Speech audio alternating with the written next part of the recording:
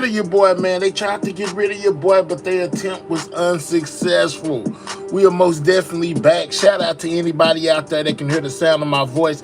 Make sure you double tap on that screen, hit that like button, and most definitely subscribe to the channel if you're new. This is Everything News, man. We back online. You know what I'm saying? Shout out to everybody out there. What's up, y'all? Yeah, they tried to get me gone. I'm back. Yeah, but I'm back. You know, like I never left.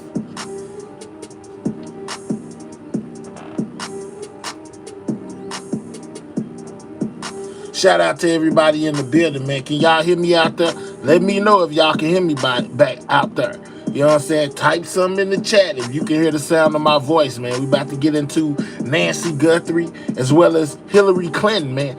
And 7 members of the FBI being fired, you know what I'm saying, over allegedly, you know, the cover-up of the Epstein files. Say they was trying to keep Trump out of there. I'm just saying, this might be what happened to the missing files, guys. Let me know if y'all can hear me out there. Can you guys hear me out there? Let me know. What's up, my guy, man? Somebody tried to get rid of me the other day, man. They tried to get rid of me the other day.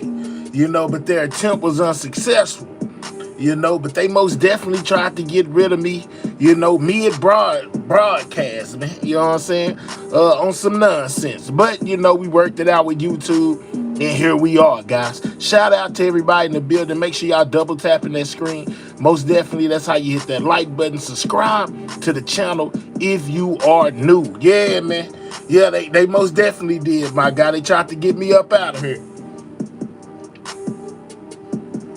I said the same thing. It's crazy, man. Just reporting the news got people mad. That's just, hey, man. It is what it is, man. We ain't gonna dwell on it too long. Man, make sure you double tapping that screen if you're new to the channel, guys. You know what I'm saying? That's how you hit the like button. Most definitely subscribe to the channel if you are new, guys. Make sure you're subscribing if you are new. We most definitely in the building, man. Let me stop this music. You know what I'm saying? Because we most definitely got some things we need to get to, y'all. We need to get to Hillary Clinton, you know, as well as Nancy Guthrie. I guess since this is the most, you know, spoke on situation right now, we'll most definitely kick it off with Nancy Guthrie, man. She's still missing 26 days later. You know, and y'all know we exercised the Fair Use Act of 1976 for all videos played. This is for educational and commentary purposes only, guys. Make sure you double tapping that screen as we get into, you know, what possibly could have took place with Nancy Guthrie, guys. And yeah, breaking news. They have found DNA inside the home after a second, you know, investigation on the home. They found DNA that did not belong to any family member, you know, or anything like that inside the home, guys. So yeah, that's something that the FBI has uncovered. You know, that's new. What's up, Roscoe? Let's get to it, man. You know what I'm saying? Shout out to Nancy. You know, she stay on top of this situation day by day. Man, we got 84 people and we got 94 people and 7 likes. Hit that like button, man. You know what I'm saying? Double tap that screen, hit that like button, get the likes up. Breaking news, Savannah Guthrie's mother, Nancy Guthrie, missing day 26 as the investigation goes on. This as we see a flurry of police and FBI activity at Nancy Guthrie's home in the last 24 hours. We know that they brought in an elite video audio team. What were they looking for? Aerial video reveals that they combed the entire estate inside and out with a fine-tooth comb. What was happening? We also learned tonight that there is absolutely a DNA sample found. I told y'all there's a new DNA sample found inside the home that did not belong to Nancy or any of her family members, guys. Double tap that screen, get the likes up. Day 26 of Nancy Guthrie missing, guys. In that home. That is not Mrs. Guthrie's. That is not from her inner circle. It is being analyzed right now. Whose is it? We are also learning, did a neighbor unwittingly see the kidnapper? not realizing what she was seeing. And we learned tonight, what does a digital blackout have to do with catching the kidnapper? Good evening. I'm Nancy Grace. This is Crime Let's get Stories. to it. I want to thank you. Let's get to it. Who are her mom. Hold up.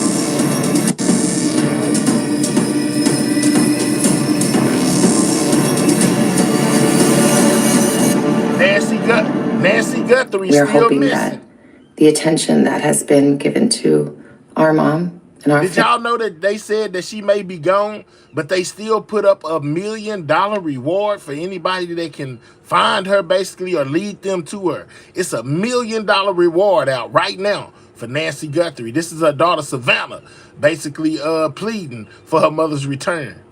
family will extend to all the families like ours who are in need and need prayers and need support. A flurry of activity in and out of Nancy Guthrie's home, including federal prosecutors on the scene. Straight out to Dave Mack, Crime Stories investigative reporter. What happened? Now remember what I said, they went back for a second look. Nancy, it was, you said it, a massive undertaking at Nancy Guthrie's home. Yeah, and it included apparently federal prosecutors on the scene. Here's how it developed, Nancy. As investigator vehicles are pulling up the driveway onto the property of Nancy Guthrie, there is one specific vehicle, a black SUV with all the windows blacked out. This vehicle continues on while the others stop in front of the home on the driveway. This one pulls into the garage. Garage door opens, the car goes in, garage door shuts. We never see who is in that black SUV. It's there for about an hour, and then the garage door opens back up, the car pulls out and takes off down the street. A mysterious black vehicle, guys, at the home. What y'all think about this? Is this an inside job, or, did somebody really, that didn't know her break off into her home and kidnap her? What do y'all think? Is this an inside job? Others are investigators walking around the property. They being investigators, spent about an hour in the entryway, in the front door, where that Nest camera picked up the possible suspect in this kidnapping. They spent an hour there. Then the investigations moved into the foyer area of the home and spend another hour or so in that side of the house. But Nancy, we also saw from overhead views that these investigators were walking Do y'all still think this is the son-in-law, guys? Do y'all still think that? every piece of the property, all around the outside, including a wrought iron gate by the swimming pool. So it's only an easy assumption that they were doing the same thing inside the house where we couldn't see them. But investigators were there for several hours, and they were federal prosecutors as well as our regular detectives. It was an ongoing event all day long, and don't know what the end result is yet. To Dr. Bethany Marshall joining us, psychoanalyst out of the LA jurisdiction. She is the author of Deal Breakers. You can find her at drbethanymarshall.com. Bethany, thank you for being with us. Dr. Bethany, Mrs. Guthrie is an 84-year-old woman. And contrary to speculation online and beyond, it wasn't like, "Hi, Mrs. Guthrie, can you let me in?" And she went to the door and allowed the perp in. That did not happen. We now have proof she was dragged from her bed. What would All right, they said they got proof that Nancy was dragged from the bed, guys. Goodness gracious. be the response of a normal person, much less an 84-year-old lady in the middle of the night, 2 a.m.? Could she fight back? What I'm trying to get to is there going to be DNA at the bed, on the bed covers, on the pillows, and beyond? Okay, tell me. So Nancy, remember, whoever did this, if they are kidnappers, they are ruthless. And this is a businesslike approach to procuring money from the family of Nancy Guthrie. So she's 84. We have to take into account, did she wear hearing aids? Did she have an oxygen machine? Was she clothed or unclothed? Did she have a CPAP? What were those factors when they first accosted her? Secondly, the first 45 minutes of an abduction is the most dangerous. There's usually a lot of violence. So what did Nancy Guthrie experience? It's similar to somebody who's in a mudslide or a tornado or a flood or something unanticipated. The first response is going to be shock, that the nervous system becomes activated, like the fight or flight syndrome. The second is going to be disbelief. This is not really happening to me. Similar to somebody who's in an accident. All right, they said this lady lived in a neighborhood full of millionaires. There should be plenty of video. I wonder why there's not. Tell themselves this didn't really happen. It's a type of dissociation. After that, Nancy, they're likely dragging her to the front door. And remember, the skin on elderly people's arms and their legs and their torsos is extremely fragile. You grab somebody like that by the arm, their skin is going to tear. At that point, she's going to be experiencing more disorientation and confusion. DNA, of course, will be deposited all over the place, especially since the skin is fragile and will have torn. Now, when they get her to the front door, the blood trail stops. This has me extremely concerned because that means at that point they had to carry her and get her into some kind of a waiting vehicle. If she's conscious, at that point, Nancy, the realization will be sinking in that something disastrous. Who is this masked man, guys? Who is this masked man? Continue to double tap that screen, guys. This is how you hit the like button. Get the likes up. It helps out the channel, guys. Double tap that screen if you're on a mobile device, or click those 3 dots, hit that thumbs up. Is happening to her, and she's going to be trying to make sense of it. Guys, you are seeing the aerial video footage from our friends at Fox News. Joining me now, forensics expert, star of Zone 7, a hit podcast, and author of a brand new book on Amazon, Swans Don't Swim in a Sewer, Solving the Cold Case.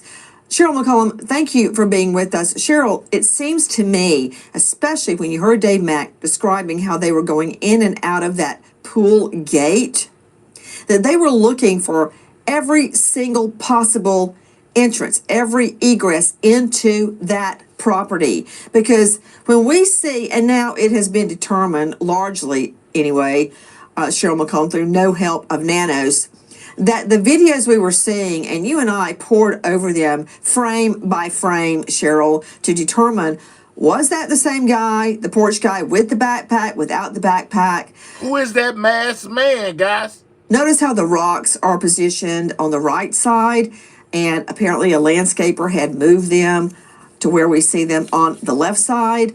There is different plant configuration. The lighting is different, obviously, from 2 different occasions. How did he get in? How did he leave? Did he just waltz up the front walkway? I think they were looking at all those possibilities and more, Cheryl McCollum. You and I, They did identify that the backpack came from a local Walmart, guys. We need more likes. Double tap that screen if you're on a mobile device, or click the 3 dots, hit the thumbs up, guys. Let's get those likes up. We got 364 people in the building. We should have well over 100 likes. Double tap that screen if you're on a mobile device, or click the 3 dots in the right-hand corner, hit that thumbs up. Make sure you subscribe to the channel if you're new. Many times retraced a crime scene, and we would do it over and over and over. What do you think they were doing? As soon as I saw the group yesterday, it made me think of what you and I have done many, many times. You get the prosecutor out there with one of the lead detectives, with your federal partners, and you walk it together. They have to understand that scene. They have to understand what's in that front door. When you turn around, how does the street look? They've got to go in the back to see that back door as it relates to the guest house and the swimming pool. They've got to go to the side to see that sliding glass door. This is imperative for 2 reasons. One, the prosecutor is the only person that can make a deal. They have got to understand that scene, so when they're talking to somebody, when the federal people are interviewing a potential suspect eventually, they have to know immediately whether that person is telling the truth or not. Well, when you walk that scene, you know where the blood starts and where it goes through that house out that front door. You know what her bed cover looked like. You know what the kitchen looked like. You know what color the sofa is. Who could have went in there and kidnapped this 84-year-old woman, guys? What is going on? If you don't go to that house, you don't know that. I thought yesterday was a critical move. Cheryl, I agree. Guys, I want to go back to our footage from our friends at Fox News, the aerial video, because I noticed as they're walking by the pool and then they get to the gate as they see them coming around the side, right there on the right. They're passing windows. They're going along a heavily shrubbed area where you be very hard pressed to see someone. Now keep watching. They walk up to this wrought iron gate. Keep watching. They open up the gate. Then the Fed with the blue tie turns around and he is taking pictures. He's not talking. I wonder what he's picturing. Takes a picture. Is it blood? Right there. What is it there? Could it be possible blood, guys? I think it might be blood right there he took a picture of. That's the only thing I can think of. Looking at. Or a shoe print. And see, the other, he's still looking. Either detective or prosecutor turns back to look at what he was doing. Look at that. See?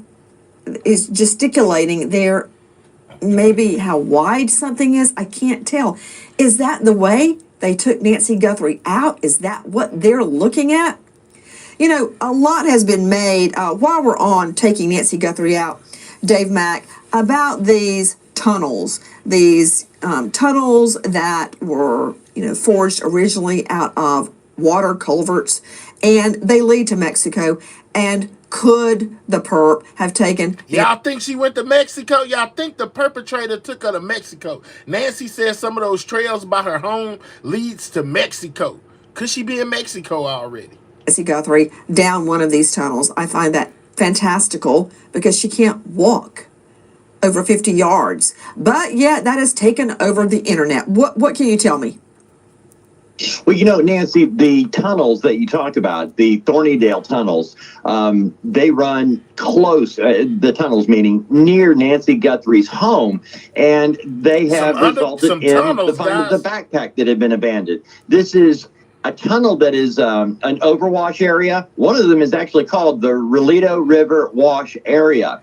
Right now, these wash areas are dry, Nancy, and so there are... Somebody says they believe they drove Nancy over the border, guys. Homeless people that are spending their time inside these tunnels. Nancy Guthrie's home is located next to this Relito River wash area, and these tunnels do go for some distance. They vary in size and distance and quality, but you are talking about 60 miles from the Mexico border. You're not going to take a tunnel from north of Tucson all the way across the border. But these tunnels do offer a way of exiting out of the general vicinity and coming up someplace else where a car or a van could be ready to take her away. These areas are being searched by volunteers, Nancy. The volunteers that we're told not to search, they're the ones that are searching, doing anything they can to try to find Nancy Guthrie. That's just a theory that has become popularized on the internet. I don't think there's any way that Nancy Guthrie was carried out through those tunnels, but now we've explained why that is not feasible. So let's turn our... So they saying it's not possible for her to have been carried, basically out of the house and walk through the tunnels to get to Mexico. It's only another possibility. Like somebody said in the chat, somebody must have drove. Attention to something that is feasible. As we said, in the last 24 hours, the feds have been pouring over the Nancy Guthrie home. I hope it's not in their effort to release the home. Let me go out to you. Brian Fitzgibbons is joining us, Director of Operations, USPA, Nationwide Security. He actually leads a team of investigators that go around the world finding missing people. Former Marine and... He looks pretty serious. Them eyes are buck, guys. Get those likes up. Double tap the screen, man. Double tap that screen. That's how you hit the like button on the mobile device and click the 3 dots. Hit the thumbs up. Make sure you subscribe to the channel if you're new. A late night look at the Nancy Guthrie case, guys. Day 26. An Iraqi war vet. You can find him at USPANationwideSecurity.com.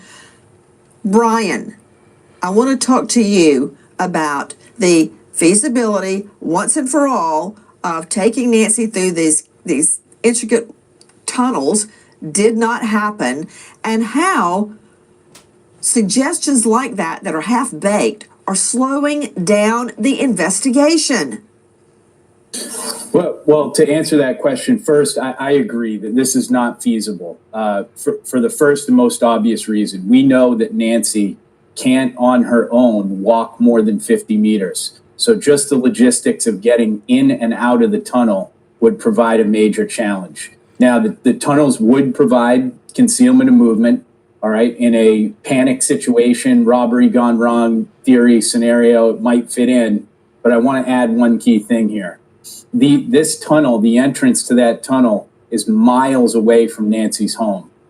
How? So after the perpetrator removed her from the house. So really, we're not sure if she was in the tunnels or not. They just speculating, you know, that it's a possibility she could have went through those tunnels. So actually, they don't know where she is still. Why would he stop in the vehicle to go into that tunnel? The logic doesn't add up.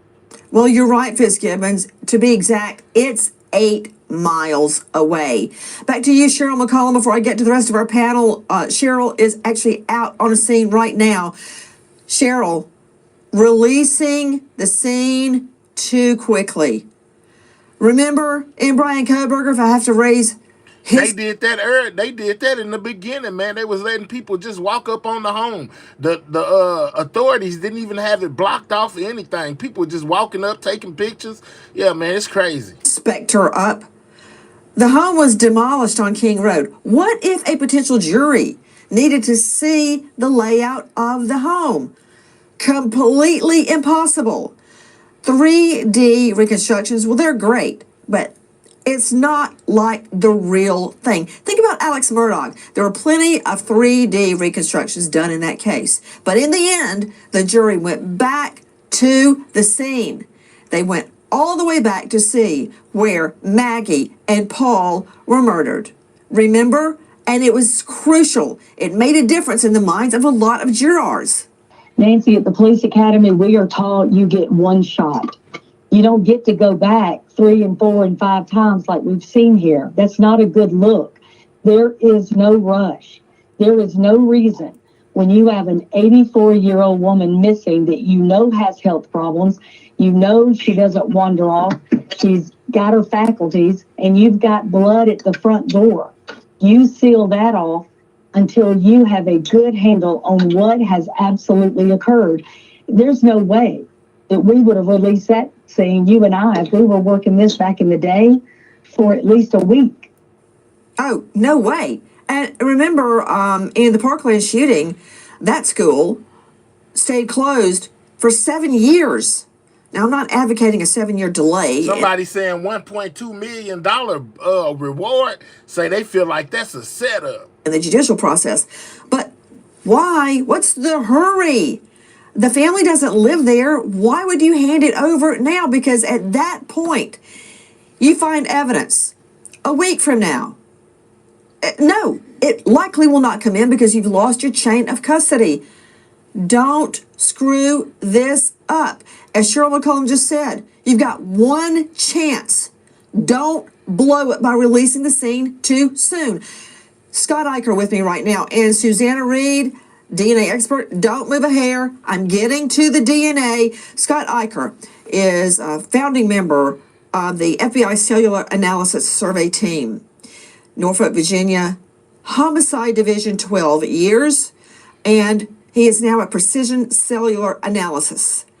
Scott, thank you for being with us tonight. I want to talk to you about that elite video and audio crew that went in with the feds. And this was like in a movie. It was never anything like that when I was prosecuting. But a big trail of black SUVs, some of them with the windows blacked out, all caravan to the home, and they all trooped out. Okay. To reality, what can the video team hope to find? What are they looking for? What are they documenting? They had audio there, image analysts. What was it all about? Well, these are experts in looking at videos, pulling videos from different mediums and enhancing that data.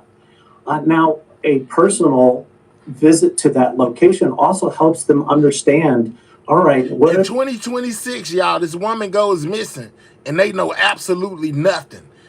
Ah, man, this is crazy, y'all. I don't know, man. My gut is telling me it might be an inside type of thing for real. I just don't see how you can just kidnap people in 2026 and disappear without a trace. All these cameras around, come on, man. are they seeing in the video? That archway that the suspect is walking up to the house, how big is it?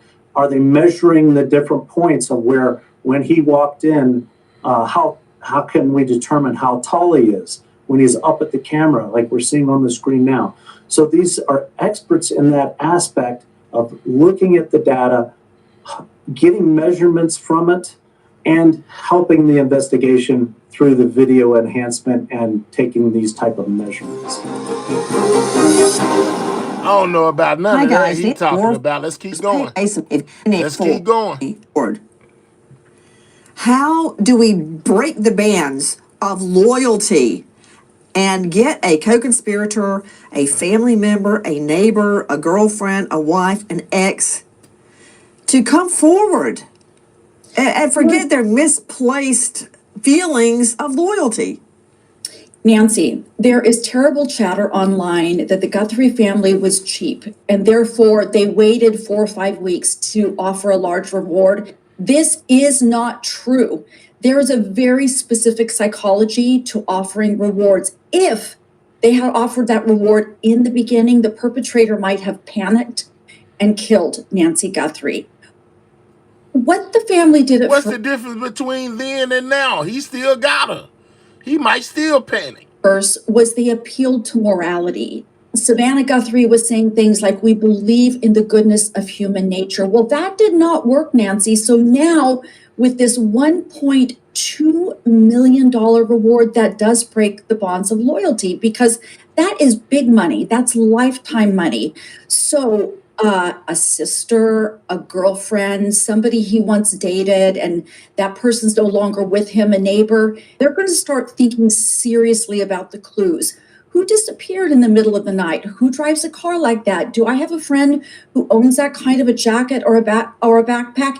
It's a little like when $1 million will make you go into your memory bank, and they'll be accusing everybody. The next door neighbor, the neighbor's dog, man, they gonna pour in with tips. Everybody trying to get that $1 million. the Powerball or the lottery keeps climbing and climbing. Somebody who might not have bought a lottery ticket, they're going to stop into their local 7-Eleven and buy one, Nancy, because now they're not internally motivated. We go back to people around the perpetrator. The internal motivation didn't work. The appealing to morality. So now there's extrinsic motivation, which is profit and greed. In the last 24 hours, feds, federal prosecutors, and an elite team of videographers, audio, you name it, crime scene image analysts are back at the scene. Doing what? They went in, closed the doors, as Dave Mack advised you. One of the SUVs went into the garage and closed the garage door. We didn't know what they were doing in there, but we can surmise. Also tonight, we are learning that there is a viable DNA sample found in the home. All right, we got a DNA sample, It does not belong to Nancy Guthrie, and it does not belong to her inner circle, her family, her friends, the people that work in her home. However, Nanos, in his wisdom, blurts out, it's mixed. The fact that DNA is mixed is just that. It's a hurdle to jump over, and typically not much of a hurdle. Come on, y'all. Let's get the likes up past 100. We need 14 more likes. 14 more people who haven't double tapped their screen. Double tap it, guys. Double tap that screen. That's how you hit the like button. Or you can click the 3 dots, hit the thumbs up. We're finding out what's going on in the investigation of the disappearance of Ms. Nancy Guthrie, guys. This is day 26. This is 2026. And now DNA can be extricated. It can be isolated and analyzed. And there's nobody better to do that than Susanna Ryan. She is laboratory director and forensic DNA analyst at Pure Gold Forensics, DNA consultant at Ryan Forensics, 25 years. in the DNA business in both public and private DNA facilities. Susanna, thank you for being with us. I've tried a lot of cases without DNA. I've tried a lot of cases with DNA. I remember the first time I heard the word deoxyribonucleic acid, and I knew at that time, 6th grade, I would need to be able to say it off the tip of my tongue. And I recall actually practicing the word in the 6th grade. I never needed it until many, many years later when I was prosecuting my first DNA case.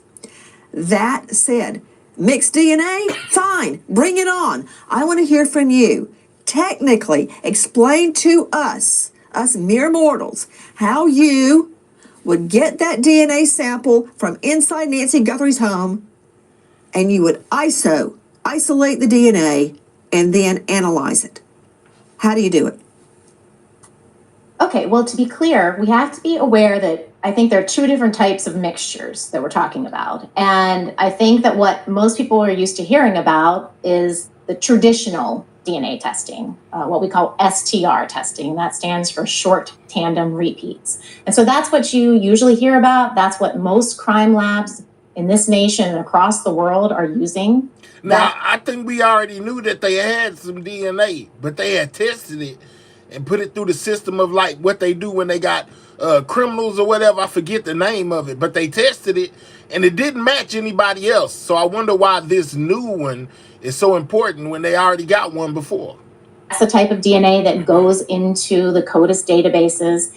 And we do have a lot of tools to help. They got DNA off the gloves. Remember they found those gloves on side the road? They had got DNA there. Now they found DNA inside the home that doesn't match anybody that usually be around Miss Nancy Guthrie. Us with mixtures with STR testing, that traditional testing, right? We have, over the years, we've learned manual methods to separate the DNA out. We have software programs now that are really advanced and can work with low-level mixtures. We can even put some mixtures into the CODIS database. We're able to do that now and try to get a match that way. And certainly we can do direct comparisons to mixtures. But the other type of mixture that I think is kind of getting lost in translation here is the genealogical mixtures. And that is a totally different type of DNA testing. That is called SNPs, or single nucleotide polymorphisms. And those are much more difficult to work with when we have mixtures. Those are single base pairs. So I was trying to think of a way to describe this. And, we have, when we have mixtures and we look at DNA data, we have a series of peaks. And with STR testing, there's some gaps. There's some room between those peaks. With SNP testing, we're looking at hundreds of thousands of individual base pairs. And so each one of those, there's a peak. So I was thinking, like, if you're thinking about the teeth on a comb, right? Like she's basically breaking down, how they test mixed DNA, guys. One of those is a single base pair change. And then if you have another comb that is placed in there that has the same peaks at the same locations, it is incredibly difficult to interpret the mixtures. And I can kind of give you a real life example, if you'd like, about interpreting mixtures. Some of the cases that I've worked on, it's kind of two different cases where one was very successful, where we were able to use genealogy. It was a cold case from the 80s, and I used the MVAC. I was able to get a profile from the victim, something he was wearing. He had been picked up and thrown over a bridge. Talking about was able to get a profile. DNA, it was a mixture of two people. Let's get past you. Stream it first on Fox 1. We're going to get past her. I hope to see you there, and thank you, friend. Also tonight, what is a digital blackout? And how can we use a digital blackout to catch the kidnapper? Straight out to Scott Eicher joining us, and to the rest of the panel, I'm not your 8th grade algebra teacher. Don't wait on me to call you. But yes, All right, what in the entire hell did I just do? Wow. Wow, guys. Wow. Wow. Hold on. I just completely messed up. Lord have mercy. Here we go. But yes, I do have a ruler in my hand, and I will use it. Iker, as you know, a founding member of the FBI cellular analysis team, Norfolk, Virginia PD, homicide, 12 years, precision cellular analysis. Digital blackout. In a nutshell, what is it and how can we use it? All right, so we got digital blackout, something they may use to try to find Ms. Nancy Guthrie. A digital blackout is referring to when the suspects turn off their electronic devices at the time of the crime so that they can't be tracked. Now, how good is that? I mean, did they turn off Bluetooth? Did they turn off their phone? Did they turn off Wi-Fi? That all depends on how smart they think they are. One of the things that we find is that they might turn it off during the actual crime, but not turning it off when they're casing the crime scene prior to the crime. So we can look at that type of data, see what phones were there before and were not there at the time of the crime. Okay, here's my question. And for the rest of the panel, please jump in with questions for Iker. Scott Iker, how do you go about, okay, here's a perfect example. Brian Kohberger. He turns his cell phone off as he approaches the murder scene. The King Road address where he brutally murdered 4 beautiful young University of Idaho students. Then, as he's leaving at a certain point, and I drove it myself in the middle of the night, way circuitous route to get back to his apartment in Pullman, he turns his cell phone back. He turns his cell phone back on to call mommy. Mommy. All right, so the digital blackout works where they basically track phones to see who turned off their phone in that area, and if they could have potentially turned it back on, it may provide them with a match for who they're looking for when it comes to a suspect.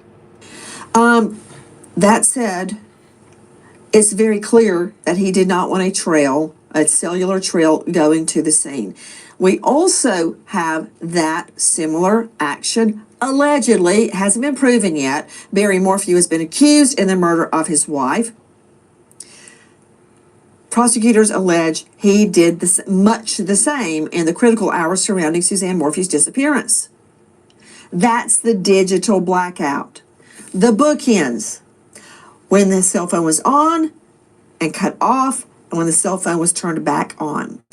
Leading up to this, how can you guys, the feds, you've got all of this cell phone data at your fingertips, and it's a huge amount, probably millions of data points. Can you identify a car, because you've got the possibility of a cell phone being in the car, you've got the possibility the kidnapper had it on at the time, you've got the possibility of a smartwatch being connected to either cellular or Bluetooth. You have a lot of possibilities of catching the wave, catching the Wi-Fi. But how can you tell, how do you identify the vehicle coming to a certain juncture, cutting it all off, committing the kidnapping, and then coming back and cutting it all back on? How do you ISO that? So he's giving, us basically insight into what the law officials do, to catch suspects. You know what I'm talking about? Like what they will be using or probably using to find out who basically took Nancy, guys. Hey, what you're trying to do is determine patterns of life of each one of these devices. What's normal and what's not normal. So we'll look at phones that are neighbors to Ms. Guthrie. They're normally at that house during the day or at night, depending on their lifestyle and their, if they have work and stuff. And then we have to look at, what's abnormal. This phone comes in a week before, and then again 2 days before, and then on the night of the crime comes to the general area, and then the phone turns off. That's a clue, right? We start looking at that device a little bit more, trying to determine who it belongs to, get the full records Thank you so for that phone, and see what else we can pull from those records and and maybe identify the suspect. Dr. Bethany, I've tried a lot of kidnapping cases, but not in the traditional sense of the word, such as this case. Kidnappings I have done are when a woman is kidnapped, taken away, okay, or a person taken to a different location for a different reason, and it's relatively short. Most people think of kidnapping as a ransom for money. Question to you, the thinking of a person like this, the mindset of a person who would kidnap an elderly woman for ransom. Nancy, What are your thoughts? Nancy, she's a commodity. She is somebody who's being taken for some commercial value. So Let's go. He says track phones went on Wi-Fi, still pinging to a tower. Absolutely. Let's go. Who kidnap geriatrics? That means older people. They're kind of like business people. It's kind of like somebody who opens a store and then they buy jewelry because they're going to mark up the jewelry and sell it to the public, okay, or to clients. She's a commodity to them. They're not attached to her like a grandma or a sister or a brother or something. She is an object to be exchanged for money. So these people, Nancy, they're ruthless. And sadly, her life likely means nothing to them. And if they think they're not going to get money or a reward, her value ceases. Joining us, Brian Fitzgibbons, Director Operations, USPA Nationwide Security, leading a team of investigators around the world specifically to find missing people. He most definitely looks serious, boy. He is serious. Goodness. Including Mexico. You can find him at USPA Nationwide Security, and he is a former Marine and Iraqi war vet. I think that says it all. Fitzgibbons, I want to hear your thoughts on what is happening now and specifically about the reward. Yeah, this is a major increase in the reward amount. And what this indicates, Nancy, is that this message is going out to individuals on the periphery associated with the perpetrators of this crime. So while we initially saw talks back and forth, videos about the ransom demand itself, this increase in reward is specifically targeted to associates of who potentially committed this crime, to incentivize them to come. Yeah, $1 million will have pretty much anybody telling on you if they see you or know something. $1 million, oh yeah, you going to jail. I'm just saying. Forward and give up a name. How often do you see rewards work? Matter of fact, for $1 million, I mean, I think I seen that lady the other day. I need to call in. Yeah, I don't care if it's a doppelganger. Yeah, I'm trying to get that million. This is certainly a mixed bag. We've had some success increasing reward amounts to generate tips and leads. Generally what's going to happen is you're going to get a big influx of tips after a major increase to a reward is announced. Now, that's something that the FBI is clearly capable of processing and filtering and triaging. Right, Notorious. Notorious say, I think I seen some too. Let's go. Yeah, I'm reporting if it's anybody that even look close to that lady, I'm calling. All those tips. So we've had every. You better not be an older lady with brunette hair. I'm calling in. Hey, I seen her a while ago. I see it can be a week. I'm still calling in. I'm just $1 million. Oh yeah, you good as caught. Better not be in Texas, nowhere by me. Cases dependent on its own scenario, but we have had success in increasing rewards. Now that being said, on the whole, this is not a great chance of success with an increased reward, but it is a tool in the toolkit. I hear what you're saying, Fitzgibbons, but we hear about rewards being handed out quite often, not in kidnap for ransom, because that's very rare, but in other cases. Straight out to you, Cheryl McCollum, joining us, founder of the Cold Case Investigative Research Institute, forensics expert, and star of a hit podcast, Zone 7, author of a brand new book, Swans Don't Swim in a Sewer, Solving the Cold Case of the Flint River Killer's Daughter. Cheryl McCollum, You have analyzed very carefully the ransoms and the reward. What do you think? Nancy, it's a short list of the people in your life that would not turn you in for $1 million. This person knows it. People he went to high school with, neighbors, co-workers, people that sit next to him at church.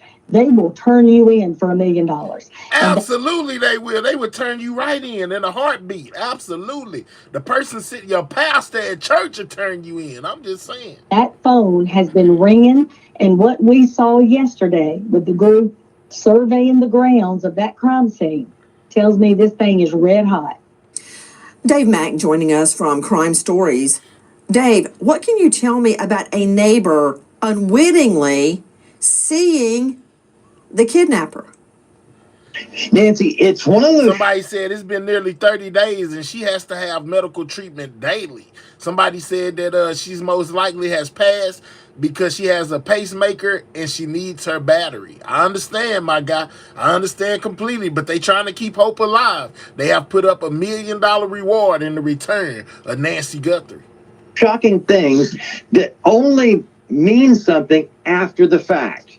We have a neighbor of Nancy Guthrie who has lived in this area for over 30 years. 30 years in this neighborhood. And she sees a man, a stranger, never saw him before and hasn't seen him since. He was walking through the neighborhood, but Aldine Meister says he was walking without typical walking gear and said he had his hat pulled really far over his eyes. He was kind of younger and he just didn't look like he was going out for a walk. He just didn't fit. Now, if you look through this neighborhood, Nancy, this is not a neighborhood that you would walk around. It's not a trick-or-treating neighborhood. There's a good distance between the homes. It's fairly older and affluent, so you don't see a young man normally walking around in this neighborhood. She didn't mention it to anybody other than her husband at the time, and she says it was after January 8th, but within 2 weeks of Nancy Guthrie's abduction. She doesn't know the exact day yet, but she did tell police as soon as Nancy Guthrie's abduction became public knowledge about the man she saw walking. She gave a full description and has been interviewed. Investigators have yet to find Somebody said they seen a man walking for $1 million. I seen a bunch of people walking. Surveillance video of this individual, but it might have something to do with the reason investigators have been talking about January 11th. And if anybody has security video, January 11th between 9 p.m. and midnight. American homeowners, the FBI has been warning about working your whole life. 225-5324. Repeat, 800-CALL-FBI. Or if you wish to remain anonymous, 520-882-7463. Yeah, man, everybody take down that number, man. If you see an elderly brunette, you know what I'm saying, old lady, it could be, Nancy Guthrie, man. It's $1 million reward out there for anybody that can lead them to her or, basically bring her back home. $1 million, guys. She's been missing for 26 days. She has a pacemaker. They said she can't make it with, she can't even walk more than what they say, 50 meters or something like that, and they think she may be in Mexico. They might have took her through some tunnels, At first, I think they thought that she might be in the woods. I'm just saying, man, as the days get longer and more time passes, the harder it'll be to find her. And least likely that she's alive, guys. So prayers for her and her family, man. I hope they find Miss Guthrie, man. It's most definitely sad what happened to her. I'm just saying, though, man. Somebody done broke into her home in 2026 and kidnapped this 84-year-old lady. And they cannot find her right now, guys. All right, so let's shift gears here, guys. Let's go. Hold on, what is this? Okay, all right, hold on. What is, I done messed up, guys. I messed up. Okay, I knew it was something going on because I'm like, man, what is going on? All right, hold on. So let's go. Let's go with the FBI, you know what I'm saying? Basically being accused, you know, of hiding Epstein documents. Matter of fact, I don't even want to do that yet. Hold on. Let me do this, because I done got out of whack now. I got to get my show back in line, man. Hold on real quick. Hold up.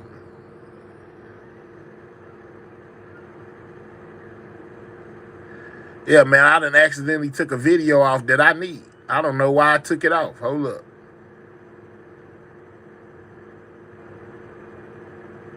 Give me a half a second, man. I'm gonna need more. Oh my God. Oh my Jesus Christ, y'all. Goodness gracious. Don't tell me I'm gonna have to type it in. Oh my God. All right, hold on real quick, y'all. Hold on. I'm coming right back. Give me a half a second. I can't believe I took this off of there, guys. This is completely my fault. I did it on accident, though. It was an accident. But hold up. Yeah, man, because I want to get to, you know, them basically saying that Trump, them, you know, tried to hide documents. Okay, we got to talk about this. Bombshell new reporting claims there are key documents about sexual assault allegations involving President Donald Trump that are missing from the Epstein files release. So we're going to break down how these outlets and now, how are they, you know, permitted, you know, to leave stuff out? Remember, they said they released 3 million of the Epstein files, and basically people are saying there are 3 million that they didn't release. Where are those 3 million? You know, and some got people calling it a cover-up, guys.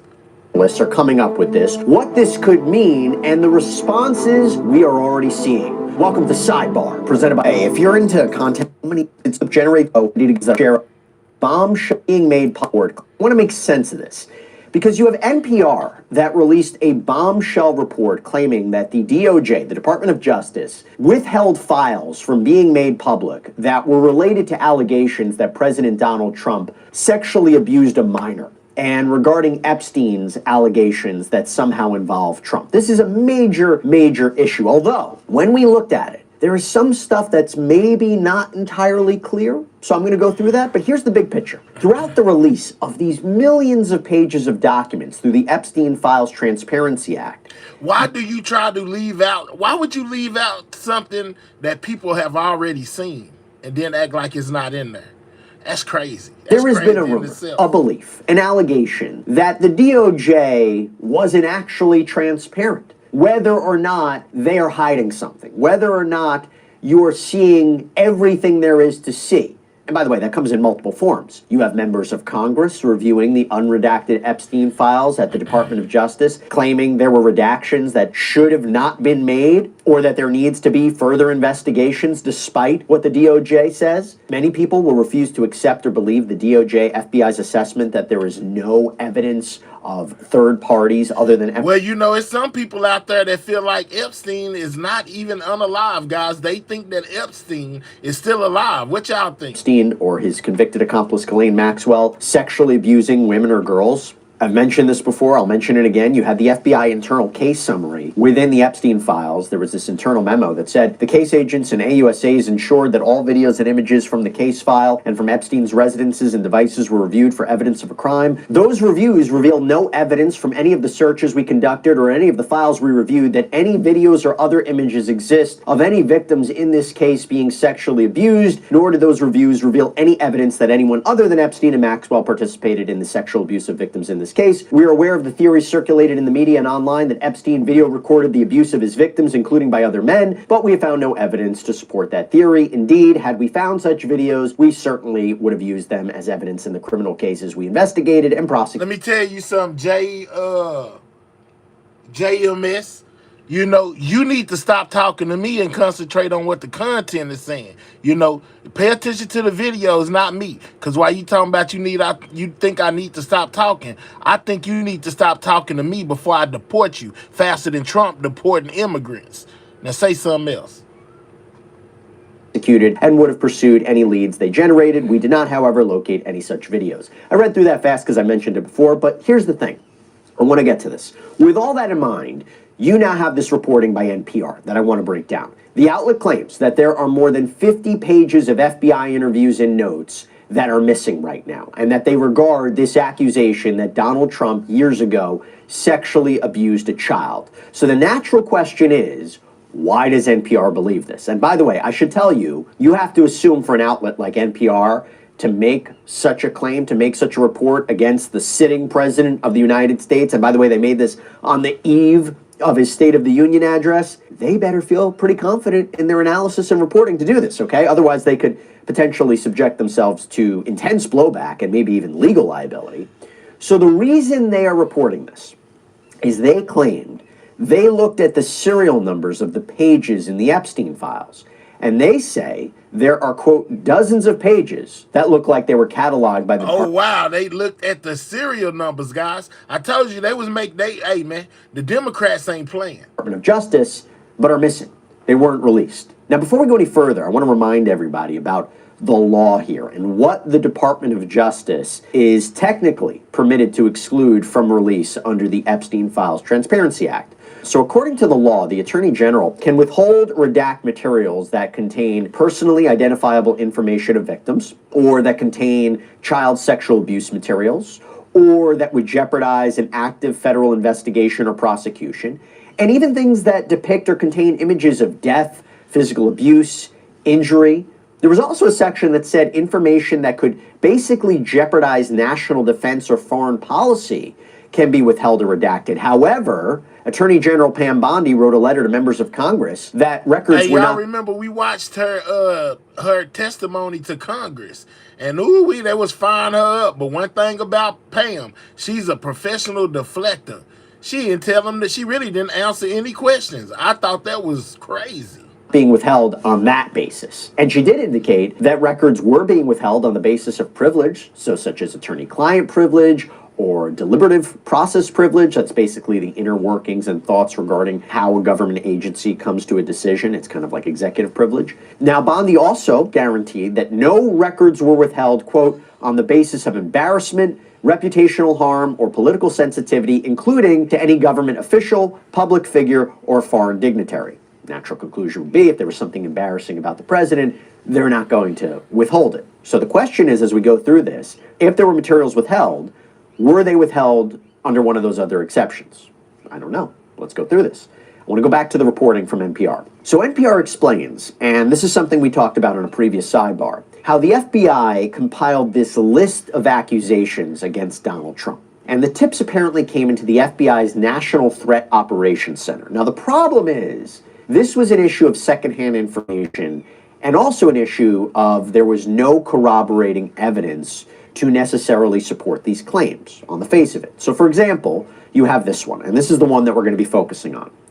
Redacted reported an unidentified female friend who was forced to perform on President Trump approximately 35 years ago in New Jersey. The friend told Redacted that she was approximately 13. One thing I like about law and crime, guys, they got all the facts. You know, they're going to hit you with straight facts, things that are in the paperwork. You know, they're not going to feed you none of their theories or too much or any of that. They're going to tell you exactly what's going on, guys. That's why I rock with law and crime, man. Shout out to everybody in the building. Continue to double tap that screen. That's how you hit the like button. Subscribe to the channel if you're new.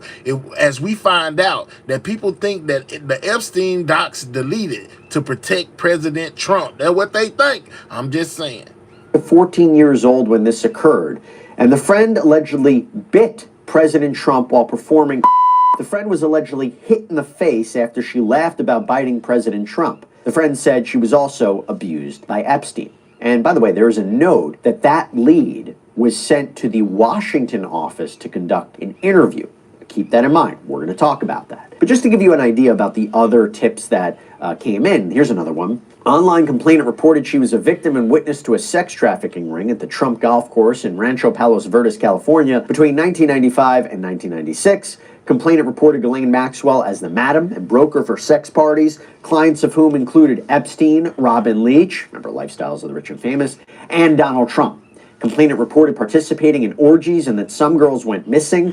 rumored to have been murdered and buried at the facility. Complainant reported being threatened by Trump's then head of security that if she ever talked of what went on there or who she saw, she would, quote, end up as fertilizer for the back nine holes. Wow. Now, there is a note there. Complainant was spoken to. Said she may end up like as fertilizer. Good Lord, how mercy. Deemed not credible. Additional research showed 3 separate incidents involving police which requested in mandatory psychiatric evaluations. So again, keep these allegations with a grain of salt. But there's also more allegations. One of complainant's ex-girlfriend's daughters told complainant Trump raped her, as did Epstein. Complainant reported Donald Trump participated regularly in paying money to force her to perform sex acts with him and alleged Trump was present when her... Do y'all believe Trump did this, guys? Let me know. Do y'all think Trump really did this? I want to know from y'all. Do y'all think that Trump really did this? 1 for yes, 2 for no. Murdered her newborn child. Donald Trump, the president, had parties at Mar-a-Lago called Calendar Girls. Jeffrey Epstein would bring the children in and Trump would auction them off. Again, these are all allegations that came in, but you have serious issues of credibility, corroboration, not being able to follow up on tips. And remember, the DOJ came forward and said, quote, this production may include fake or falsely submitted images, documents, or videos, as everything that was sent to the FBI by the public was included in the production and is responsive to the act. Some of the documents contain untrue and sensationalistic claims against President Trump that were submitted to the FBI right before the 2020 election. To be clear, the claims are unfounded and false, and if they have a shred of credibility, they certainly would have been weaponized against President Trump already. Okay. I want to go back to the one that was apparently sent to the Washington office, the allegation that Trump had forced a child to perform oral sex on him. According to NPR, this allegation was different. This allegation was taken so seriously that it was included in an FBI PowerPoint presentation, and that the president, Donald Trump, was listed under the prominent names section. So there's 2 different allegations here. One, redacted stated Epstein introduced her to Trump, who subsequently forced her head down to his exposed private area, which she subsequently bit. In response, Trump punched her in the head and kicked her out. Date range 1983 to 1985. Redacted would have been 13 to 15. Wow. Here's the second allegation that apparently was taken seriously. Redacted remembered Epstein introduced her to Trump saying, "This is a good one, huh?" And Trump responded, "Yes." Date range roughly 1984 would have been 14. Now, we're going to get back to that second allegation a little bit later on. By the way, there were other names on this PowerPoint too. Bill Clinton. A girl as young as 14. Wow. John Black, Howard Lutnick. And speaking of the Clintons, man, did y'all hear about Hillary having to testify today, you know, basically in front of Congress, guys? In a closed door, you know, situation. She wanted it to be public, but I ain't gonna keep going with that. Let's get through this. We'll get to Hillary in a minute. Les Wexner, we've talked about them a lot on Sidebar, but NPR makes the point. Here's the big deal: that these allegations against Donald Trump only appear in 2 places in the Epstein files. One, that list of yellow highlighted allegations compiled by the FBI, which I mentioned before, and this slideshow, that they're not in any other Epstein files. In other words, isn't that strange? Isn't that curious? Stargazer believes that they scrubbed Trump from the files. That's how he feeling, allegedly. And then they highlight that when you look at the FBI case files and documents that were sent over to Ghislaine Maxwell and her attorneys during her federal criminal case on sex trafficking. Did y'all see her testimony, guys, where she basically got up there and Ghislaine Maxwell pled the fifth to every question that was asked to her? I thought that was crazy, that they gave her the option to plead the fifth. She pled the fifth on every question. She didn't answer nothing. Trafficking of minors charges. This new claim takes on a very different meaning, because NPR makes the point that the FBI actually interviewed this Trump accuser who was claiming abuse in the 1980s 4 times in 2019. Now, this is reporting that is also supported by MS Now, who claims they too found that there is only 1 memo regarding these multiple interviews with this woman, that there were no handwritten notes found. So in other words, this account about this woman saying she was abused by Donald Trump in the 1980s was taken seriously. There were follow-up interviews, but in the Epstein files, you can't find out any more information about it. Oh, wow. Now, how does NPR know that this accuser was interviewed 4 times? This is where it gets a little bit tricky. So in their article, they cite an FBI serial report. Now, they don't provide see how he take us down through there and give us all the facts. You know what I'm saying? All the facts in one spot, man. Shout out to Law and Crime, man. All the facts in one spot, man. You can't go wrong. Hyperlink embedded in the article, so I don't see the actual document that they're referring to in the Epstein Files library on the DOJ website. Like, I can't find this FBI serial report. Maybe you guys out there can find it, where it would show, hey, this accuser was interviewed 4 times. I couldn't find it. But NPR also cites a list of non-testifying witness material in Ghislaine Maxwell's case. Okay, now I did find this. And NPR claims that there is only 1 of 4 interviews with this accuser in the database. And how does this non-testifying witness list prove that? So I go to the reporting from independent political reporter Roger Sollenberger. And by the way, NPR even cites his reporting. He claimed on X that this Trump accuser's case file number is 3501.045. Now, to be clear, I'm not sure how he knows this, but assume for a moment that he's correct. When you go to page 8 of this full chart, next to that file number, there do appear to be 4 separate interviews on 4 separate dates. They're called 302 interviews. 302 is the form that's used by the FBI to memorialize an interview and usually includes handwritten notes. They're later used to support testimony. But according to Sollenberger and NPR and MS Now, there is only 1 interview that is available and able to be seen in the Epstein files. The one seemingly conducted on July 24th, 2019, this initial one. So now you might be saying, okay, wait, one interview, guys, with this person, about this person, right? I'm going to get to that. But if you go to this first interview, okay, and again, seemingly the only publicly available interview with this person, and if we assume this is the Trump accuser, this person describes mostly her abuse at the hands of Epstein.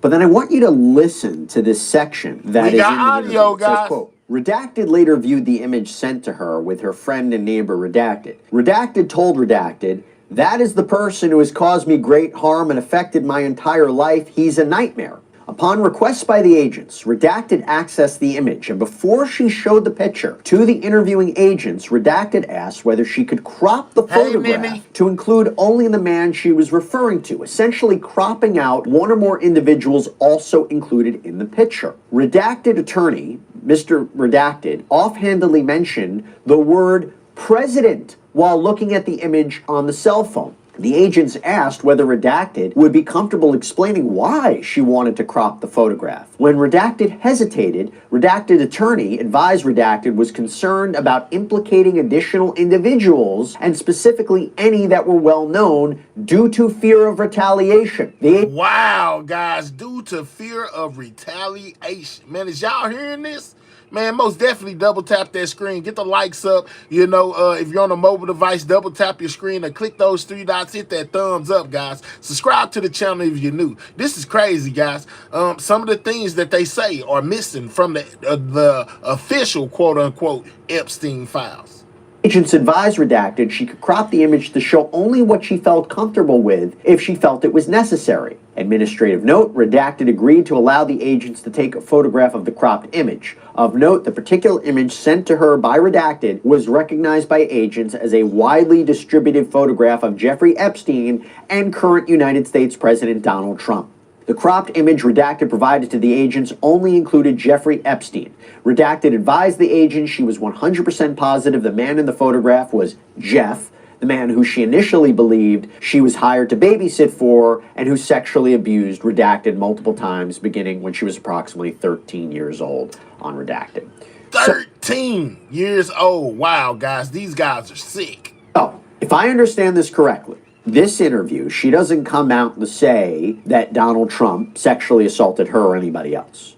Rather, there seems to be an effort to make sure he's not included in her allegations. There is a hint of concern regarding Trump being identified, right? Now, why?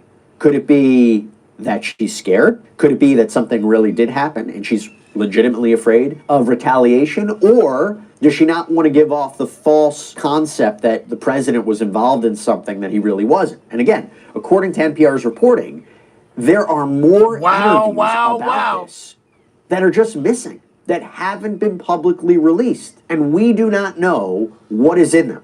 Again, this is based on NPR's reporting, and MS Now supports it, and Roger Sollenberger supports it. So you go back to NPR's initial claim that there are missing more than 50 pages of FBI interviews and notes with this woman who allegedly accused Trump of sexual abuse. And more specifically, the outlet claims... They said there are 50 missing documents and basically, that just disappeared. Where did they go, guys? How does something like that just go missing? 50 of them. Wow. That out of 15 documents listed in that log related to this accuser or this accusation, only 7 are in the Epstein file library, and also missing are the notes that accompany the interviews with this person. And this is important. According to NPR's analysis of the files, they say when you look at the sets of serial numbers of these documents, there are about 53 pages missing. Now, it's possible that those interview documents are buried in the millions and millions of documents released, so it doesn't show up when you search the library, but is it true that it was deleted? Where is all this? If that's true, why? Is it really about the president? Is it really about these allegations? Why are they not there? And particularly if you're talking about a Trump accuser, what was allegedly said in those interviews? Was it subject to privilege? Was it subject to another exception? Was it part of an ongoing investigation? Did it have personally identifiable information about a victim and it couldn't be released? Seems strange considering that interview that was released had very graphic details. Was it non-responsive to the Epstein case? Probably unlikely. So why wasn't it produced if this reporting is true? Look, as of right now, there is not a clear explanation. So in other words, this accusation about Trump allegedly abusing a young girl in the 1980s was taken seriously enough to seemingly warrant multiple interviews about this. But we don't know what was said. And look, I'm piecing together the reporting from Sollenberger and NPR and MS Now to kind of make sense of all this and these allegations. But if true, you can understand why this is concerning. And one of the things that both NPR and MS Now highlight is this internal FBI email that was dated July 22nd, 2025 regarding names in JE file. And under positive case hits, highlighted in yellow, which is meant to represent salacious information, it states, Donald Trump, one identified victim claimed abuse by Trump. Trump name again, boy. Trump name is all through these files, guys. The ones they have and the ones they don't have. Lord have mercy. But ultimately refused to cooperate. Now, we don't know for sure if that is the same person that we've been talking about, but it's possible. And it should also be noted that next to other names on this list, like Bill Gates, Jean-Luc Brunel, Lex Wexner, Harvey Weinstein, Donald Trump is the only one with a note. Can we get, we need 30 more likes, guys. Double tap that screen, man. If you're on a mobile device, double tap that screen or click those 3 dots, hit that thumbs up, guys. Get the likes up. We need 30 more likes. We need 30 more, y'all. 30 more likes to put us at 200. Double tap that screen if you're on a mobile device or click those 3 dots, hit that thumbs up, guys. I wouldn't keep asking you if it didn't help out the channel, man. Help out the channel. Help the channel grow by hitting the like button, guys. Double tap that screen. Most definitely subscribe if you are new. Like that next to his name. Now, there is a second part to the NPR reporting I want to talk about. Remember when I said there was a second claim from a different person in that FBI slideshow? Redacted, remembered Epstein introduced her to Trump saying, "This is a good one, huh?" And Trump responded, "Yes." It seems this accuser is file number 3509. I mean, that's the file number on her interview, which I'll talk about. And that number is listed in a testifying witness 3500 material list in Ghislaine Maxwell's criminal trial. 3500 material are statements. Oh, she was to testify. When you look at 3509 in this list, wow. And as reported by NPR, there appear to be 6 interviews. In what appears to be the first one, where she claims she was sexually abused by Jeffrey Epstein as a child, it says this. In the beginning, before the pool house incident, Epstein showed off to Redacted. Epstein told Redacted that he had famous friends that he would call and put on speakerphone. Epstein took Redacted in a dark green car to Mar-a-Lago to meet Donald Trump. Epstein told Trump, "This is a good one, huh?" Trump name again. Thought Epstein introduced her as his friend to Trump. Now, NPR also notes that in a lawsuit against Epstein's estate and Ghislaine Maxwell, this accuser even added that she, quote, felt uncomfortable, but at the same time was too young to understand why, meaning she felt uncomfortable about this interaction. Now, why am I mentioning this? Well, NPR alleges that this interview was removed from the Epstein database after initial publication. Removed? How did that happen? And was republished 20 days later. So somebody will look at this and say, that seems suspicious. That's most definitely suspicious. NPR explains that the DOJ has said it removed and then re-uploaded files because a victim or their attorney would flag it. Removed and uploaded files. That sounds like, y'all could have did anything when y'all took them out of there. Y'all could have changed the wording. Y'all could have made it completely disappear. Why would y'all be taking stuff off in the first place? What is going on with these files, guys? Review, so possibly to add redactions. Maybe that's what happened here. I mean, there was a lot of controversy regarding the DOJ failing to properly protect victim identifiable information. But NPR further claims that another mention about this accuser that made a small mention. Who you calling a dummy? Yeah, let's get to you because you thought you was finna slide. Matter of fact, for calling me a dummy, I'm gonna go ahead and just deport you anyway. I ain't gonna even ask you who you was talking to. Where you go? They might have already got you up out of here. Now, here you go. Yeah, you think that, how funny you take this? We'll holler at you, Doc. You know what I'm saying? Congratulations, you just got deported. Now laugh about that. We'll holler at you. We'll holler at you, sir. Of Donald Trump was also removed from the database. And then it was republished. And then they say there was another interview that was taken offline, although I will tell you, I think it may be back up now. If this is the same document they're talking about, it's basically about the same accuser. And there's this brief mention of Donald Trump. It says this: Redacted told Redacted that Maxwell and Epstein used to visit her at Redacted. Redacted would tell Redacted that famous people would go to Epstein's house. Redacted heard that a prince and Donald Trump visited Epstein's house, and this made Redacted think that if they are there, then how could like Major Payne used to say, now who's the dummy now? Epstein be a criminal? I'm just mentioning this because you're going to hear allegations that anything about Trump or a lot of things about Trump were taken offline or were taken offline and republished. So there's going to be accusations that things were edited or material was omitted. I'm just mentioning it for this point. Now, as we're talking about allegations of not including Donald Trump related materials in the Epstein files release, MS Now reported something else. Jane was an accuser who testified against Maxwell at her criminal trial and described her abuse at the hands of Maxwell and Epstein. And while Jane testified that Epstein introduced her to Donald Trump at Mar-a-Lago when she was just 14 years old, MS Now claims that handwritten notes from her interview and a witness statement from someone apparently close to her, allegedly, that stuff nowhere to be found in the Epstein files. So either they weren't included or they were possibly taken down. That seems to be the allegation from this reporting. Now, NPR claims that the DOJ has reached out to them in response, that a spokesperson said that any documents that were not published are because they're privileged, they're duplicates, they're related to an ongoing federal... Man, where are those other 3 million files? Where are they? What did y'all do with them? Y'all released 3 million and kept 3 million. No, we need those other 3 million, man. Y'all got to release them all. Investigation. You had White House spokesperson Abigail Jackson tell NPR that, quote, Trump has done more for Epstein's victims than anyone before him. Just as President Trump has said, he's been totally exonerated on anything relating to Epstein. And by releasing thousands of pages of documents, cooperating with the House Oversight Committee subpoena... Hey, what you mean that's not facts? Man, I cover the news almost every day. I most definitely seen some reports where they said that it was like 6.5 million documents in all, and they only released 3 million out of 6.5 million. You know what I'm saying? That means it's 3 million left somewhere. What are you talking about? Request signing the Epstein Files Transparency Act and calling for more investigations into Epstein's Democrat friends. President Trump has done more for Epstein's victims than anyone before him. Meanwhile, Democrats like Hakeem Jeffries and Stacey Plaskett have yet to explain why they were soliciting money and meetings from Epstein after he was a convicted sex offender. On X, the Oversight Democrats account released the following statement from ranking member Robert Garcia.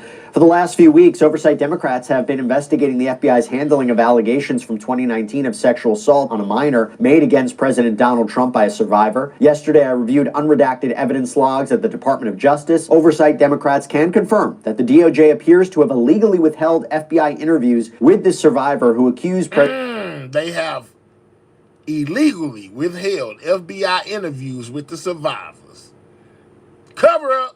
President Trump of heinous crimes. Oversight Democrats will open a parallel investigation into this. Under the Oversight Committee's subpoena and the Epstein Files Transparency Act, these records must immediately be shared with Congress and the American public. Covering up direct evidence of potential assault by the President of the United States is the most serious possible crime in this White House cover-up. The DOJ Rapid Response account on X posted at Oversight Democrats should stop misleading the public while manufacturing outrage from their radical anti-Trump base. At the Justice Department has repeatedly said publicly and directly to NPR prior to deadline, nothing has been deleted. If files are temporarily pulled for victim redactions or to redact personally identifiable information, then those documents are promptly restored online and are publicly available. All responsive documents have been produced unless the document falls within one of the following categories: duplicates, privileged, or part of an ongoing federal investigation.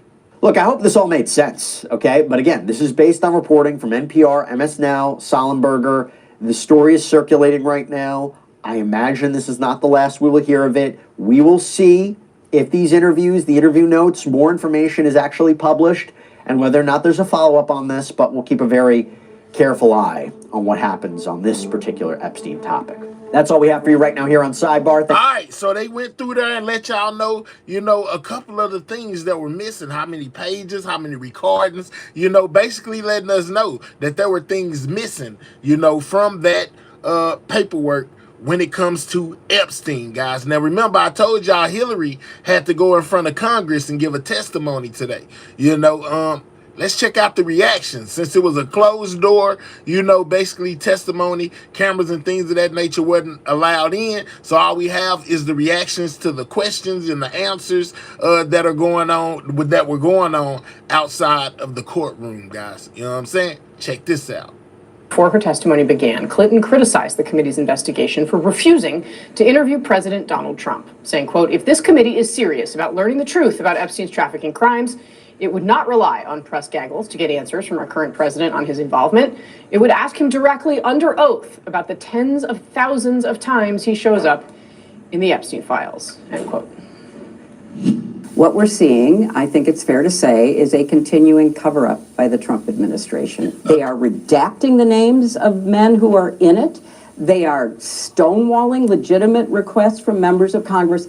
That has nothing. Now remember, Hillary and them didn't even want to testify at first. Then they had a change of heart. I think they were finna get, some kind of charges filed against them. They had a change of heart. They wanted to talk. And they said, basically Hillary was pushing for an open door, type of event to where cameras could come in and things of that nature. And Congress was against that. So, she had a private hearing, but she most definitely, in her words, wanted it to be public. To do with us. Something is going on. They know it. Thank you, I Panda. know it. Why did they want to pull us into this? To divert attention from President Trump. This is not complicated. This is so obvious. What have you been hearing from your sources? They said it was a diversion, guys, to take away from President Trump. What y'all think about that? That's a piece of what Hillary had to say. I'm going to show y'all everything she said, from her speech not even speech, her question and answer that she gave. This is about what's been going on here in a minute. Yeah, as you said, Casey, this is a deposition that is taking place behind closed doors. It is being filmed and will be transcribed. So until the committee decides. All right, so it will be transcripts that come out. It will be filmed, but it will be transcripted. You know what I'm saying? They may not get the film, but they'll get the transcripts of the questions and, her answers and the things she said within that testimony one day.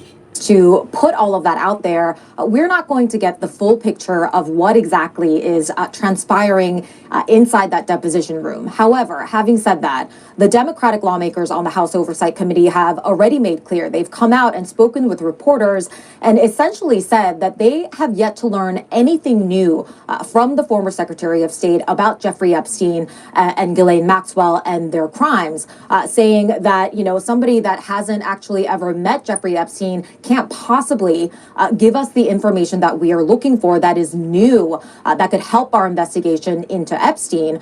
They are also using that as an opportunity to continue pressing the point that they believe there are many, many other people who should be deposed in this manner, including, of course, they say, the current president, President Donald Trump.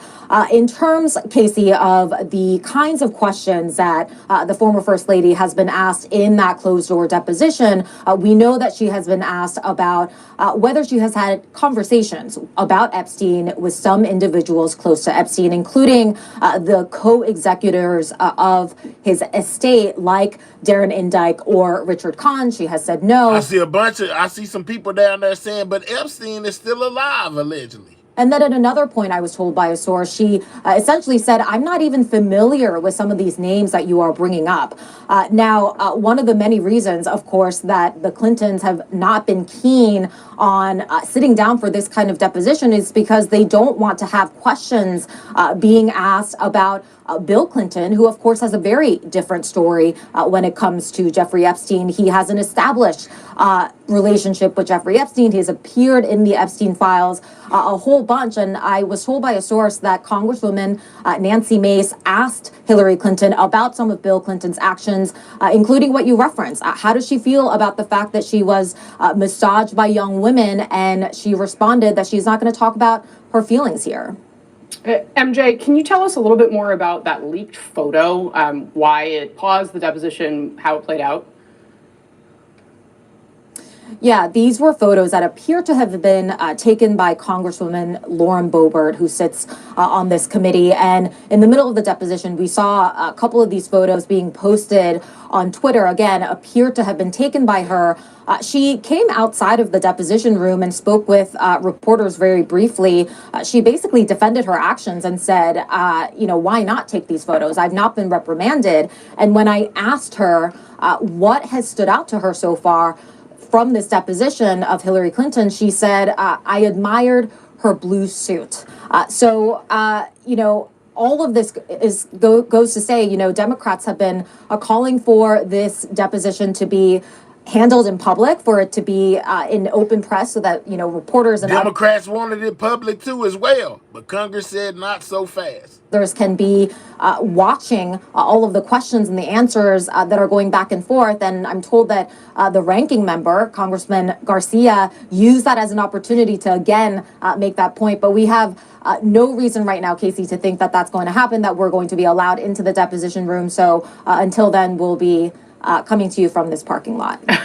Annie, I wanted to have you on today because of this analysis piece that you wrote. And the headline is this, quote, "For Hillary Clinton, an Epstein deposition is the latest stand by your man moment." And you write that she is once again under pressure to answer for the actions, relationships of her husband. And, we should also tell the audience, you're a congressional correspondent now, but of course you covered Hillary Clinton's campaign for president. You really understand kind of the things that she has been through in recent history on the world stage, on the political stage. How is today playing out in Chappaqua, New York? And I think I'm particularly interested in this comment we're reporting about how she's not there to talk about her feelings. I thought that was such an interesting line that you and MJ both cited. First of all, I think that any Republican who thinks that a question is going to rattle her about Bill Clinton and women, I mean, Trump tried to do this to her at the debate, inviting, women who have accused Bill Clinton of various things to rattle her. This is not her first rodeo on the issue of Bill Clinton and women. And I think that any trained lawyer would know that a question about feelings is not one you're going to answer under oath.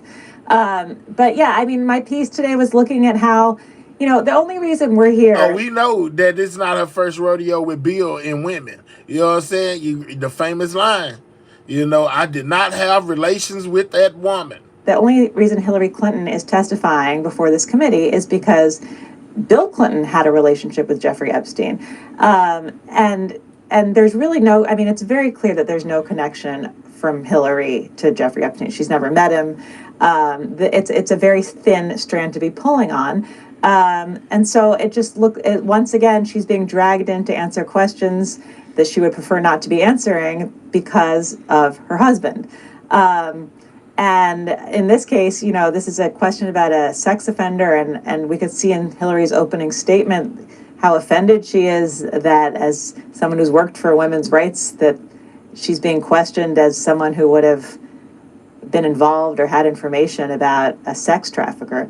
But, you know, Bill Clinton's testimony tomorrow is unprecedented in that a former president has never been forced against his will to testify before Congress. Hillary Clinton's testimony is eyebrow raising in a different way, just because it's really not clear why she is here other than a connection to her husband. That's crazy, y'all. They don't know why they got Hillary there besides as far as a connection to her husband. So why is she there? Yeah, really interesting. Lulu Garcia-Navarro, this is, of course, she's not the only high-profile woman who potentially is in this situation. I mean, we've seen Melinda French Gates. She is not being questioned by the committee, but Melania Trump, I mean, was someone who had actually, you know, knew Jeffrey Epstein, and there are images of them together. So if you wanted to bring someone in that was sort of tangentially related, you could bring in Melania Trump. I mean, I think this opens the door to many people who were actually in the Epstein files, potentially. I do think in this case, as my colleague Annie Carney says, this isn't Hillary Clinton's first rodeo. She kind of ate Republicans for lunch during the Benghazi hearings, so I don't think this will go very well for them. I think it will be different for Bill Clinton. Yeah, I mean, I was going to say, Kate, that, you know, Melinda French Gates is also being asked to answer for crimes that her husband committed functionally, right? And as Annie sort of capably laid out, right, this is another instance where Hillary Clinton has had to do this. But at the same time, Bill Clinton, I mean, you can see the pictures. I mean, there are legitimate questions to ask him. How is this cut for Democrats? Well, I actually think that the real impact that this is having is it's actually just underscoring the hypocrisy with which Republicans are approaching this. I mean, absolutely, should Bill Clinton be forced to answer questions about his appearance in the Epstein files? I believe, yes, he should, absolutely. But I think if the standard is somebody who is tangentially related to somebody who is named in the files, comes in, then okay, well, why aren't we hearing from Howard Lutnick, who has lied, who openly lied about having cut off ties with Epstein and then was subsequently found to have gone to the island in 2012. So if Republicans are serious about having a comprehensive investigation, then let's— I think if you participated in any of the Epstein stuff, you should be in jail. Hear from the people who also need to be asked these questions on the Republican side of the aisle. Yeah. Seems fair, Scott. I suspect Democrats will try to haul him in. All right, so Hillary most definitely spoke on this whole entire situation, guys. Let's check out what she said. Hold on. She spoke here. Let's go straight to Hillary. It takes 7 months to bring a witness in like it did today. That creates a problem. So we're trying to move as quickly as we can. We're obviously following what's going on in the United Kingdom now. We're following, everything. I know that there are a lot of eyes, and hopefully the media will play a role in this. The media has a role. The documents have been made public. We're going to continue to fight for more redactions. There are some names who are redacted. I think we all agree. Fight for more redactions. Redacted. I don't think they're who. What do you mean fight for more redactions? There are too many redactions as it is. Y'all got stuff that redacted that ain't even supposed to be redacted. And stuff that's supposed to be redacted, not redacted. Might as well just put them out unredacted. They are. Well, I have just finished testifying. I answered every one of their questions as fully as I could, based on what... This is Hillary saying, basically what took place inside of that hearing today. Her testimony and, everything she said. Let's hear her feelings on this whole situation. I knew, and what I knew is what I said in my statement this morning. I never met Jeffrey Epstein, never had any connection or communication with him. I knew Ghislaine Maxwell casually as an acquaintance, but whatever they asked me, I did my very best to respond. It was disappointing that they refused to hold a public hearing, so I wouldn't have to be out here characterizing it for you. See, she wanted it to be public. Could have seen it for yourself. We had asked for that. We think it would have been better for the committee and its efforts to gather whatever information they are seeking. We had a bit of a challenge in the beginning because we had agreed upon rules based on the fact it was going to be a closed hearing at their demand, and one of the members violated that rule, which was very upsetting because it suggested that they might violate other of our agreements.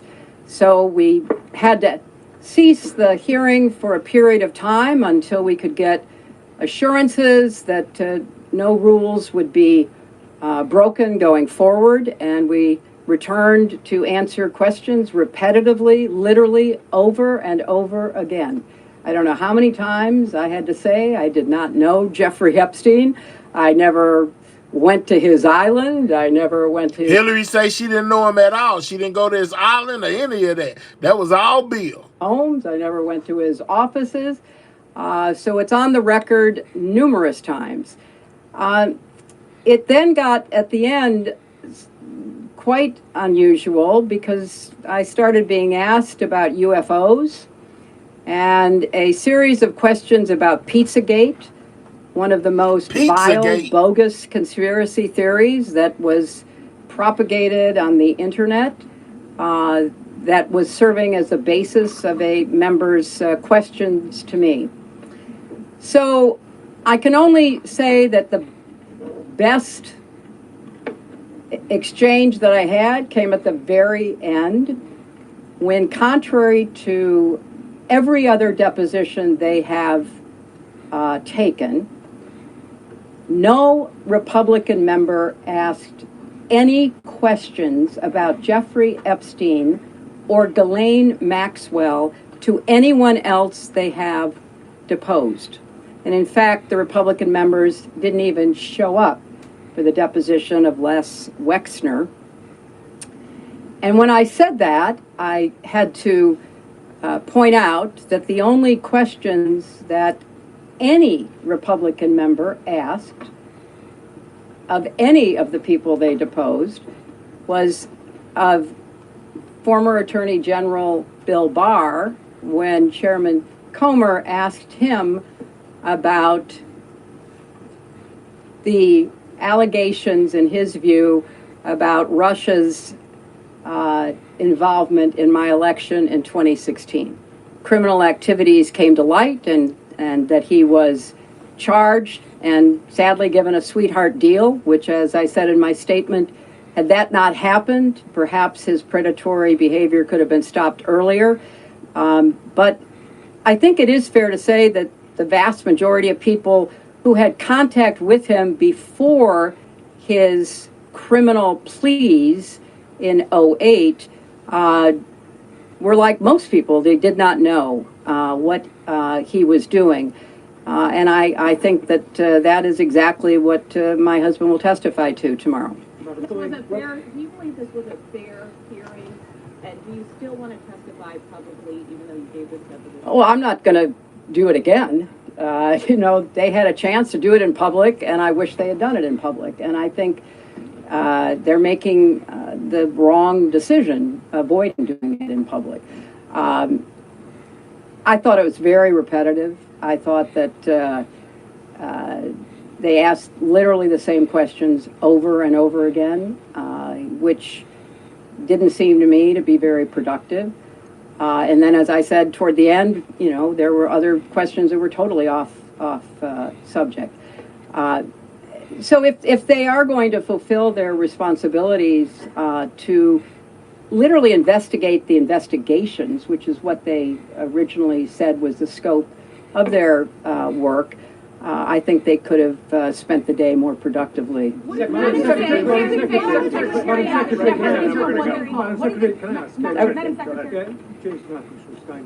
can I ask, why was Ghislaine Maxwell invited to the daughter of Chelsea Clinton's wedding in 2010? She'd already been mentioned in a civil lawsuit by Virginia Giuffre before that. Jeffrey Epstein. Thank you. She came as the +1, the guest of someone who was invited. Thank you, everybody. Thank you all.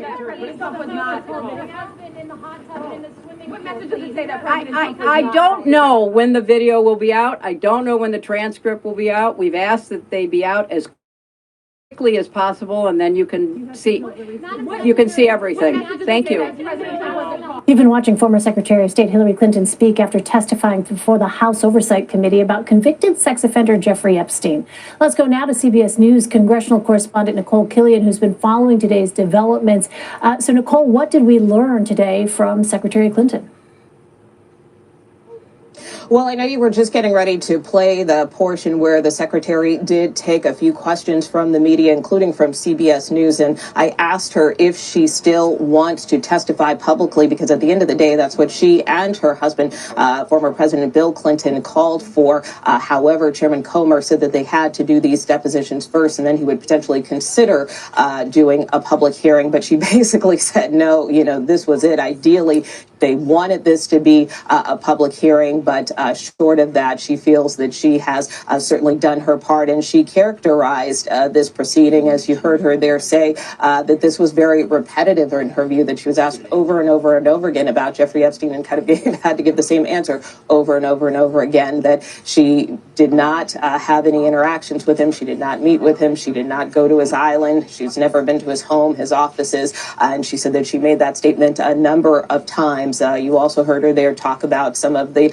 off-topic questions she got on issues like UFOs. But at the end of the day, she felt that she did her duty, did her part. That is something she alluded to in her opening statement earlier today, obviously, not only being a former Secretary of State and a former First Lady, but also a former senator as well, realizing the importance of legislative oversight, which is why she agreed to take part in this. She said she has full confidence in her husband going forward, of course, since he will be giving his deposition to the House Oversight Committee tomorrow.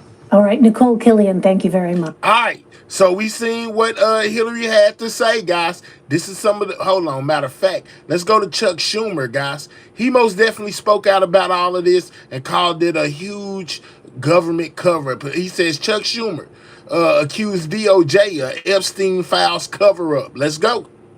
Thank you all for coming. I'm joined by Senators Durbin, Merkley, Gallego, and that's it.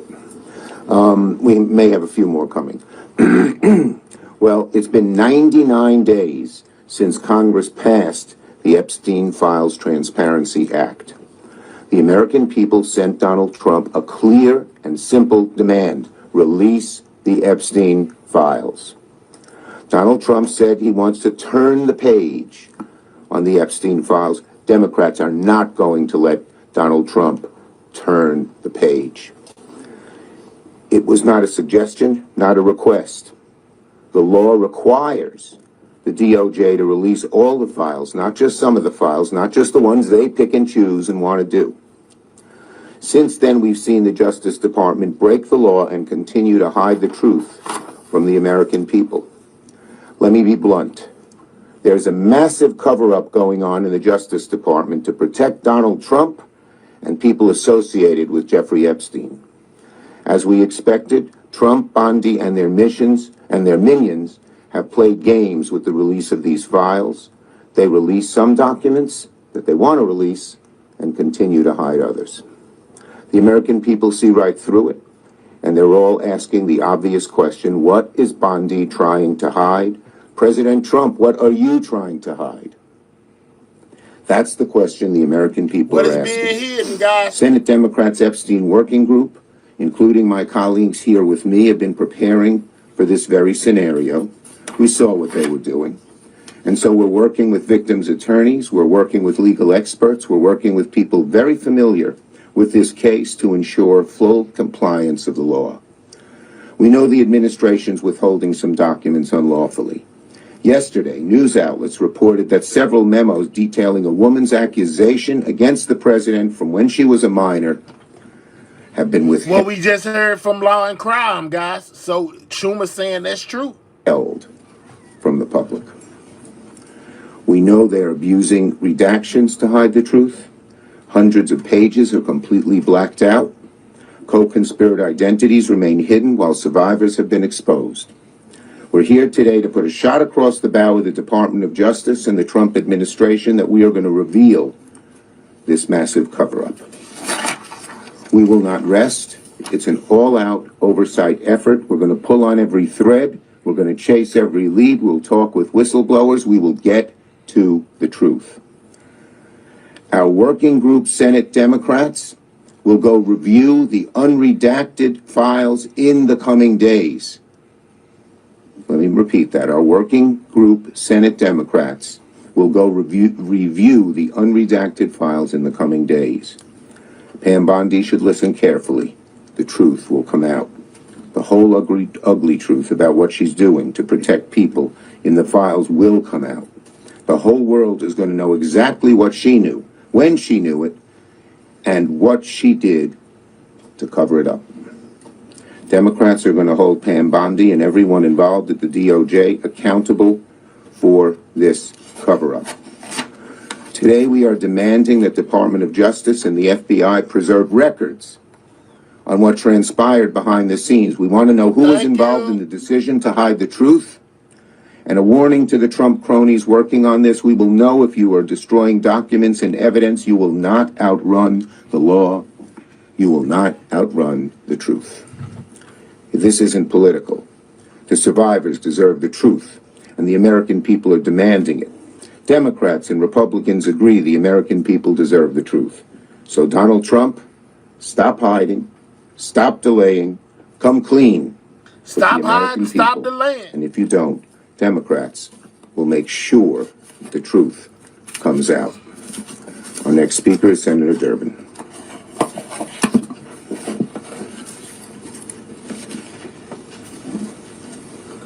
Thanks, Senator Schumer.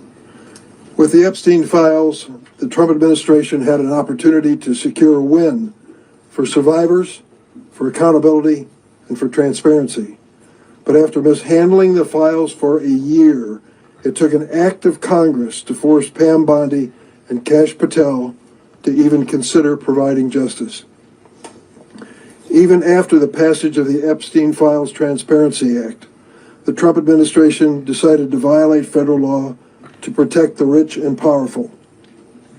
The law required DOJ to produce the files by December 19th, yet the vast majority of which they did not. Files were not produced until January 30th, 42 days later. Department of Justice has violated the legislation's protection for victims by publishing records without redacting personally identifiable information of victims, including nude photos where their names and faces could be identified. And can we get 30 more likes, guys? 30 more likes puts us at 300 likes, guys. It's important to the channel. Double tap that screen if you're on a mobile device, or click the three dots, hit the thumbs up, and most definitely subscribe to the channel if you are new. This is how the Democrats feel about how the DOJ is handling the Epstein files, guys. They call it a cover-up. Sharp contrast, other produced records, heavily redacted information identifying powerful business and political figures who are alleged conspirators or material witnesses to Epstein's crimes. Violations of the Epstein Files Transparency Act continue as the Department of Justice is yet to produce all Epstein-related records required by law and has removed thousands of records from the website beyond those that... And memberships are most definitely available, guys. If you would like to become a member of the channel, guys, just simply go to my homepage and click join, or go to the description of any video on my channel and click join. It'll be a link posted there. Click on the link. It'll take you where you need to go to get a membership. Shout out to everybody in the building, man. Inappropriately identify victims. Keep in mind, a whistleblower told my office that FBI agents reviewing the Epstein files were instructed to flag any records that mentioned President Donald Trump. This disclosure is even more damning in light of yesterday's bombshell. The New York Times report that the Justice Department failed to disclose documents related to a woman who alleged that Trump sexually assaulted her when she was a minor. Simply put, Pam Bondi and Kash Patel have mismanaged these records during their tenure in office.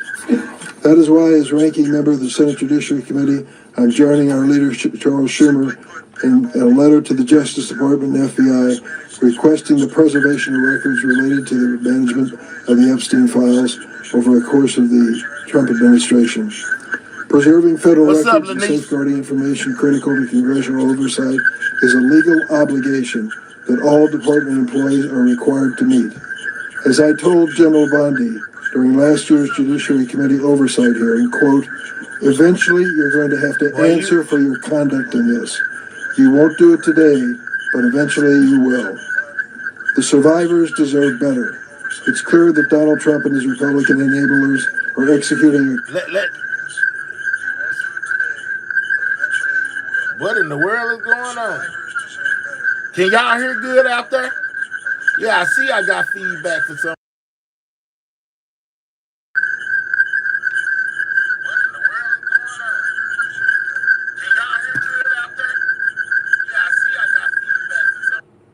All right, there we go. No, he ain't.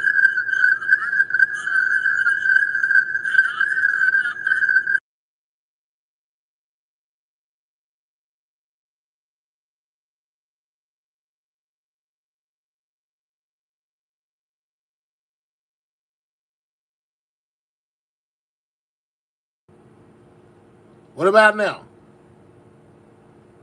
Are we good now? Can y'all hear now? What about now? Are we good now? No, we not. We got feedback still. Where is that coming from? Can y'all hear now? What about now? Are we good now? No, we not. We got feedback still. Where is that coming from? Can y'all hear now? I don't know where it's coming from, y'all.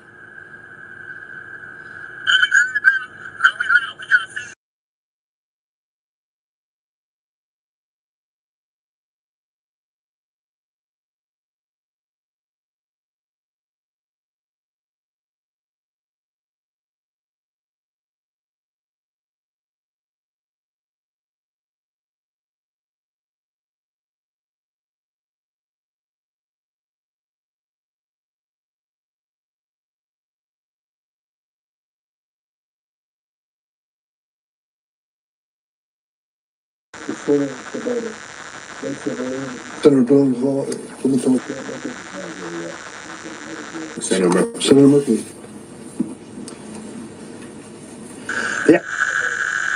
What is going on?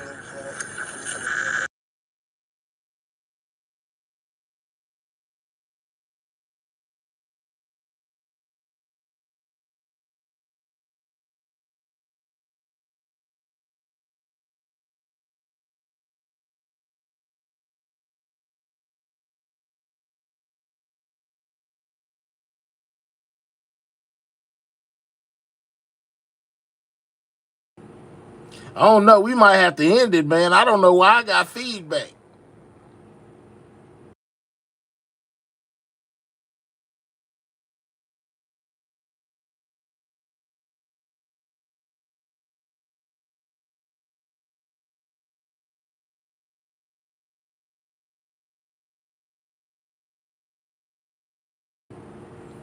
What about now?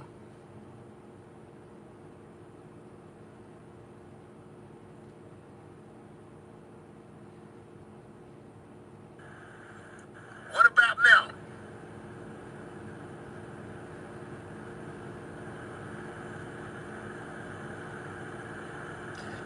Do y'all hear feedback? I can hear me.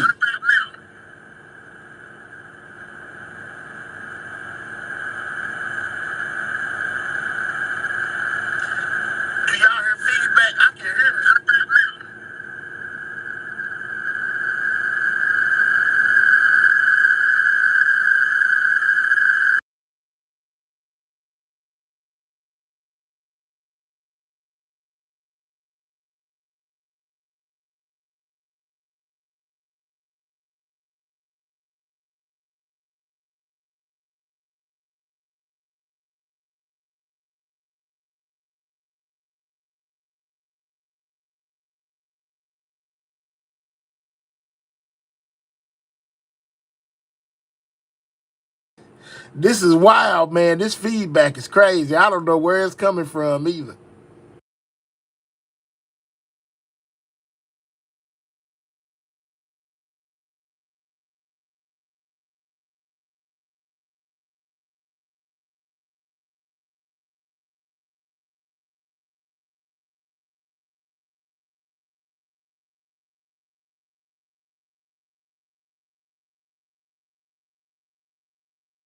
Yeah, it's only clear when I turn it on, turn the mic on, and then turn it off. If I keep talking, you're gonna hear feedback. This is weird. I don't know what's going on, y'all. Yeah, it's only clear when I turn it on.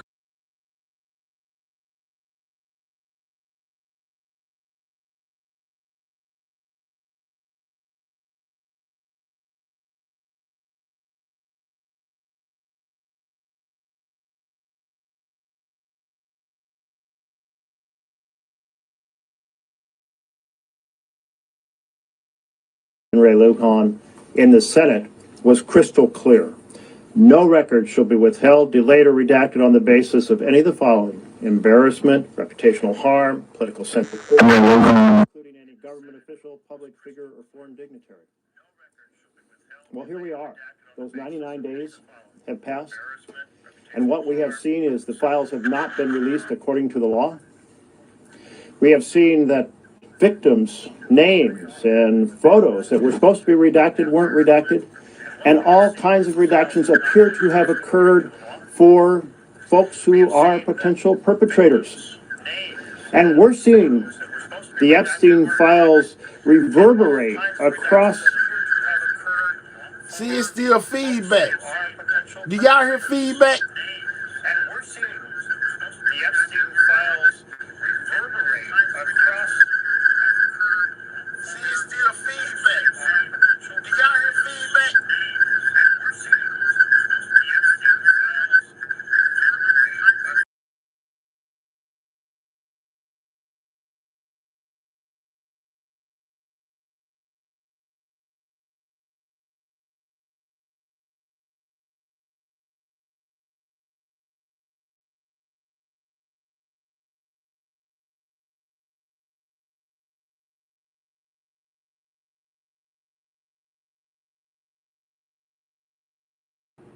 This crazy.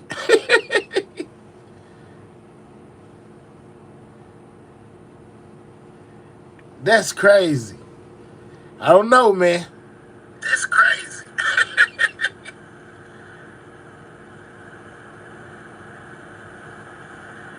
That's crazy. I don't know, man. That's crazy.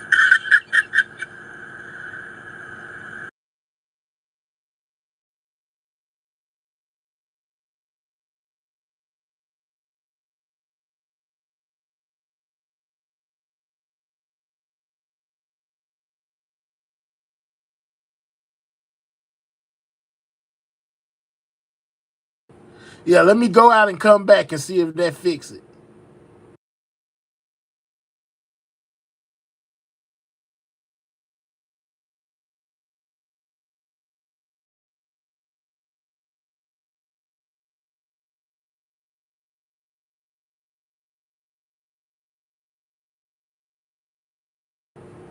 All right, how we doing now?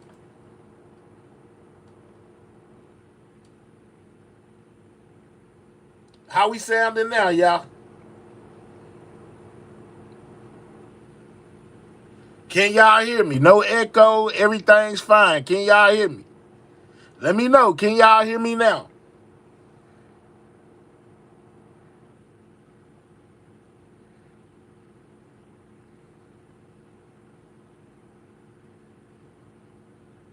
All right, thank y'all, man. Appreciate y'all. I don't know what happened, man, but we back. We good now. Let's go.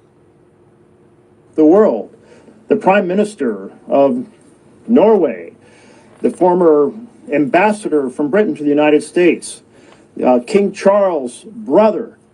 But what about here in the United States of America? Why is there no accountability here in the United States of America for these atrocious crimes, the place where they occurred? We know that there were about 6 million pages, of which only somewhat more than 3 million have been released. We want those other 3 million released. And among them are these 50 pages that entail, as the New York Times said, claims made in 2019 by a woman who came forward after Mr. Epstein's arrest to say she'd been sexually assaulted by both Mr. Trump and Epstein when she was 13 to 15 years old. And it goes on to say that there were 4 interviews with this woman, and only one of those interviews was released. Where are the other 3? Now, we know the other 3 exist because they are in the index. And yet, the pages are missing. How can anyone justify that these interviews have not been released? So, that is a massive cover-up by this administration. It's a massive and unacceptable cover-up. We also... The Dems are saying cover up, cover up, cover up. Know from the Telegraph that there are 6 secret storage units rented across the country by Epstein that may have contained information that the Department of Justice hasn't apparently attempted to retrieve. By unanimous consent, the Senate said, yes, we passed the Epstein Files Transparency Act. Senator Schumer came forward and tried to strengthen that act with some real penalties, and the Republican whip objected. Well, if Republicans were with us on seeking full disclosure, why object to putting more teeth into this bill? We all together, Democrats and Republicans, should be saying yes on transparency for the public, yes on accountability for the perpetrators, and yes for the closest thing we can get to justice for the victims.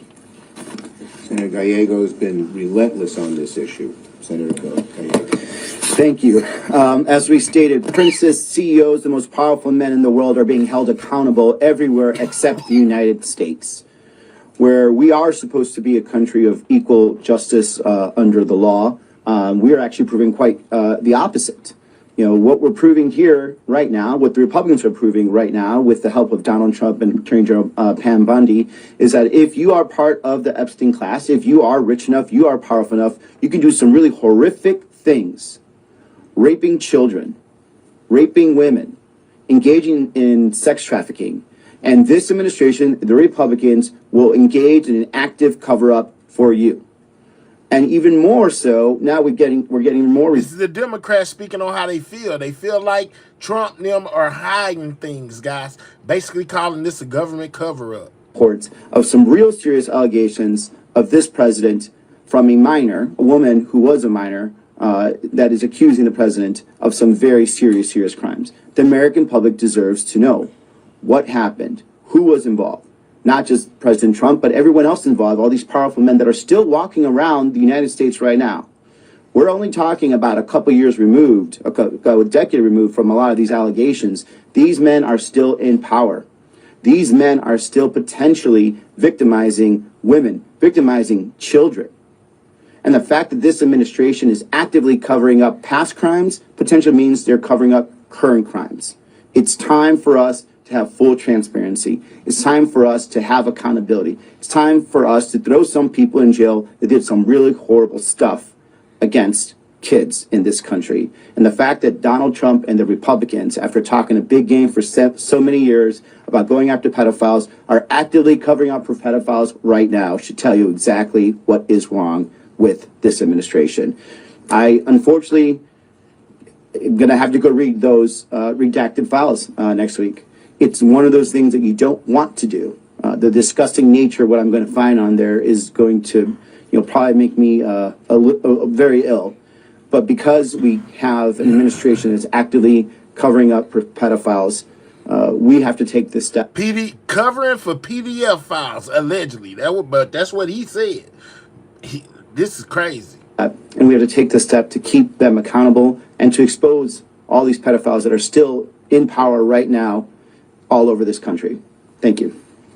And just one more point, which this this article from the New York Times shows. More and more keeps coming out, and the more that comes out, the more we see how large their cover-up has been. Questions on this subject? But yes, in the back. Yeah, we're all going together. Yeah, I mentioned that in my remarks. Yes. Yeah. Yes. I don't know if we're going to get, we're all going, and we have set up appointments to go. Yes. Leader Schumer, you asked for unanimous consent on the floor a few weeks ago. Barrasso objected. What is your floor strategy moving forward to kind of get Senate action on this? Well, the bottom line is the Republicans all voted for it, every single one, and we're going to keep at it. We're going to use every strategy we can, going to the Justice Department, seeking lawsuits, as well as whatever legislative strategies will work. Yes. Over on the House side, the Clintons are being deposed starting today and tomorrow in the Epstein investigation. Just your general reaction to that? Look, all the truth should come out, period. Yes. Thank you, Senator Schumer from Italian national TV. Just two quick questions. One, do you also see a difference between the treatment that this case has been happening in Europe and here in the As my colleagues well outlined, I agree. And second question, how do you react to people who say that Democrats and Republicans are enacting a new form of McCarthyism, basically judging guilty by association, whoever is in the email? Or Yeah, all we want is the truth. The truth. Is there any danger? Yes. Is there any effort to reach out to the woman who made the claim against President Trump? There will be efforts to reach out to everyone who's willing to come forward and speak. And do you want to talk about that? I think I mentioned in my remarks. Yeah. Both legal letter on preserving evidence and witnesses. Yeah, so we can get it. Yes. When you see the unredacted documents, what can the public expect from you to inform them? Can you do anything to inform them? Well, we're not going to prejudge. Let's see what's in the documents. We want to protect people's identities, but we also want the truth to come out, and we will walk that line with great vigor. Yes. There are an additional 3 million files that have not been released, and many, it seems, of the files that have been released remain. How many did she say there are? 3 million that haven't been released, just like I said earlier to whoever try to act like I didn't know what I was talking about when they said, when I most definitely heard them say there was 6 million in all and only 3 million got released. There's another 3 million. So why is the government basically saying that they have released all the files if there's 3 million that aren't out here? The reporter just asked the question and said basically if there was 6 million and 3 million were missing, you know what? So yeah, I was right. With great vigor. Yes. There are an additional 3 million files that have not been released, and many, it seems, of the files that have been released remain redacted or have parts redacted. So what steps are you taking to ensure that those redactions are unredacted? Yeah, we're going to demand justification for any redactions, and if the redactions are cover-ups as opposed to protecting identities, we're going to get to the bottom of it. We're going to get to the bottom of it.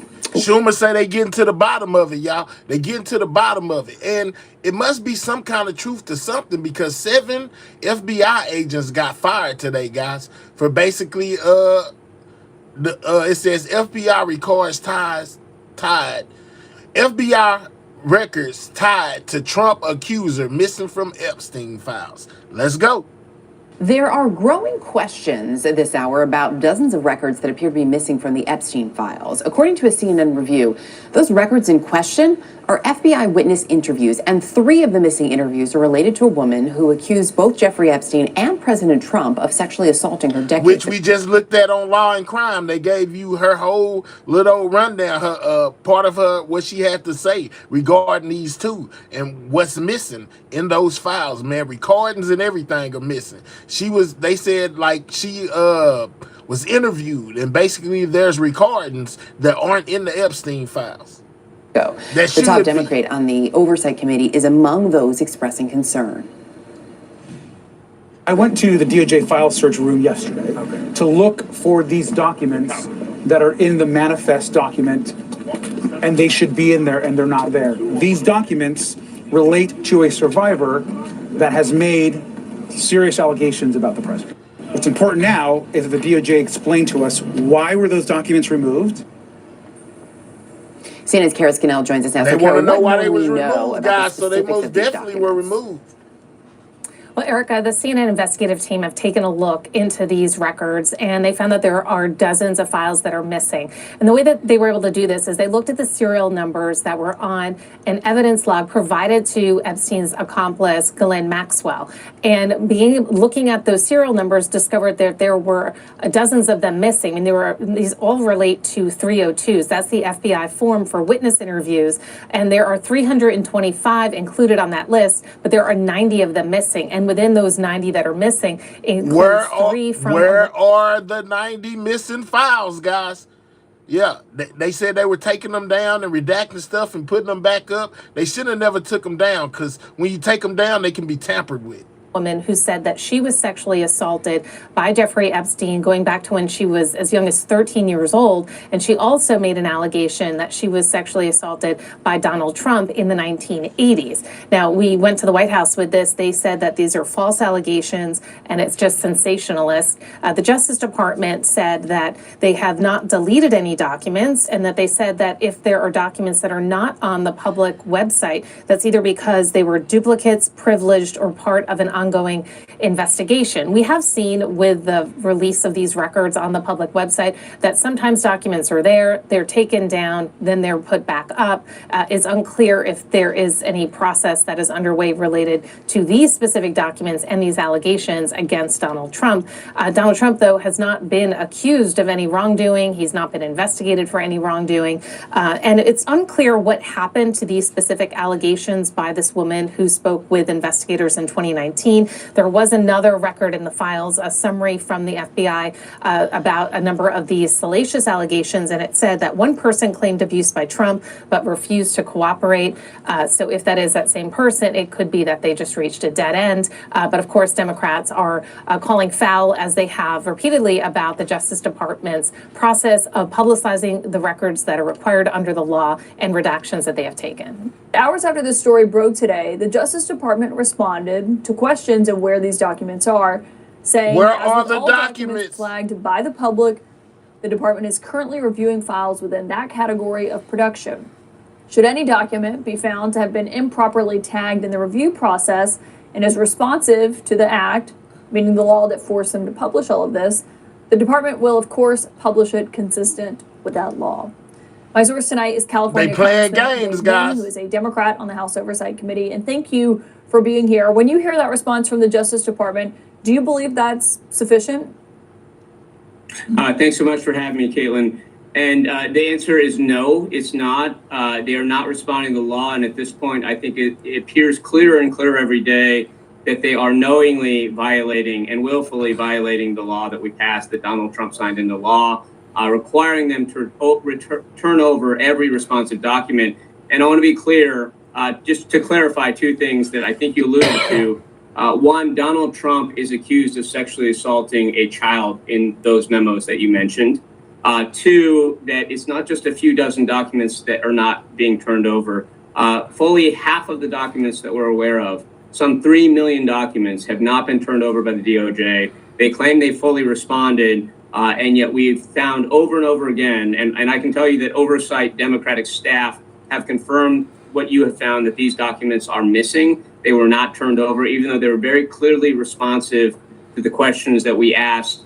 And this appears to be part of a very broad cover-up. And you may remember back to last May, when Pam Bondi, broad cover-up, Donald Trump, he was what in they the call it. Files. After that, there were a lot of reports that DOJ attorneys were being asked to go redact documents, to hide documents, to remove documents from the files that had Donald Trump's name. So we're definitely continuing to look at this, but it appears that the DOJ is willfully violating the law. Wow. An interview or a witness statement. Wow, it guys. Mean that it happened. I mean, you can read through these documents. Yeah. There's a lot. Say that the DOJ is violating the law, man. How is the law violating the law? This is terrible. There. But in terms of what should be published in accordance with the law that you passed, and these haven't been, I mean, do you believe that they're intentionally breaking that law, or do you think it's because, which is what we've heard from DOJ, they had so much to publish, such a compressed time frame, that's the issue here? Yeah. And so just to give you a quick heads up on my background, I was a federal enforcement attorney to start my career at the SEC. I have spent many, many hours doing this type of document review management and looking things through. And at this point, I do not believe that this is just a delay in turning the documents over. The fact that so many Donald Trump related documents have not been turned over, that his name's been repeatedly redacted, matches a lot of the reports that we heard that they were trying to cover this up. And at this point, I think, look, man, Trump like, y'all ain't getting me. Everybody's entitled to their day in court, whether that's Donald Trump, Elon Musk, Les Wexner, anybody else. But the fact is that everything here looks like the DOJ is, again, under the direction of Pam Bondi, the AG, willfully trying to hide a lot of what's happening right now. Starting us off, Republican member of the House Oversight Committee. Now, don't forget, now Democrats are calling for Trump basically to give a testimony in front of Congress. They want Trump to get up there and speak since Hillary did. Anna Paulina Luna. But they said Congressman, no. Thank you for joining me this evening. I mean, you have heard likely the Department of Justice saying that they are looking into whether the files mentioning President Trump were improperly removed. Do you trust them to be transparent in that inquiry? I have followed up on a number of occasions similar, and they have been very forthcoming. I've actually talked directly to Todd Blanche, and so I will personally be ensuring that that's followed through on. But I would like to also state that I think that the files that we have currently under this administration are likely not the full files. I do believe that some were destroyed previously. And I say that because in January of last year, when I was the only member of Congress that was pushing for the release of these files, we actually had a whistleblower come forward. I actually introduced legislation because of that. I even forwarded this finding to the FBI for investigation that there was destruction of evidence. And so it'll probably require a longer segment, but I will say that there have been redactions that we've come across. I've looked at the files for a number of hours. Whenever we flag those files, they are immediately then unredacted, but there has, and it does seem to be kind of an internal war going on even at the Department of Justice where they have the order, and then you have some of the attorneys that have been in charge of the redactions, and so we're doing everything that we can to deliver on transparency, but as you can see, Epstein and his involved network is quite extensive and involves a lot of people. Well, Congresswoman, that does not really inspire confidence if you believe files have been destroyed, that transparency is not complete, if it's not been thorough.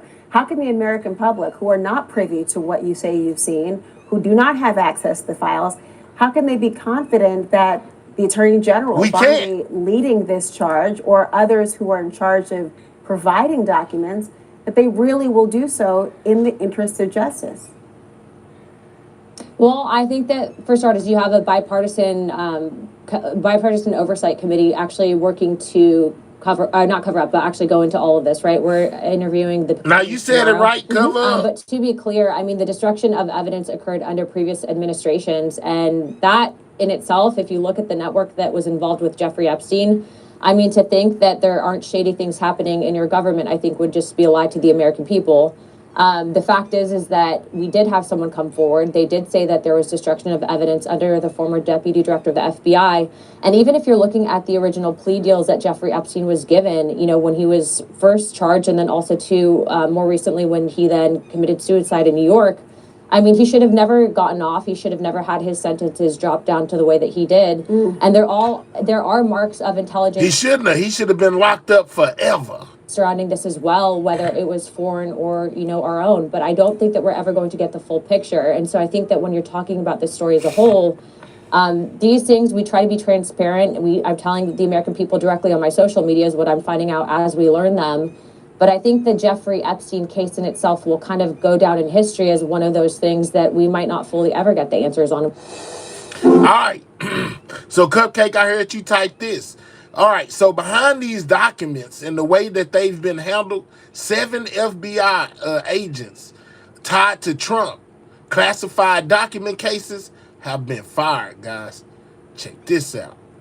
Moments ago, MS Now's Carol Lennick and Ken Delanian are reporting that the FBI has just fired at least 7 FBI agents and support staff as a result of their role in the classified documents case. This is involving 7 records agents Donald Trump fired, at his guys. club at Mar-a-Lago.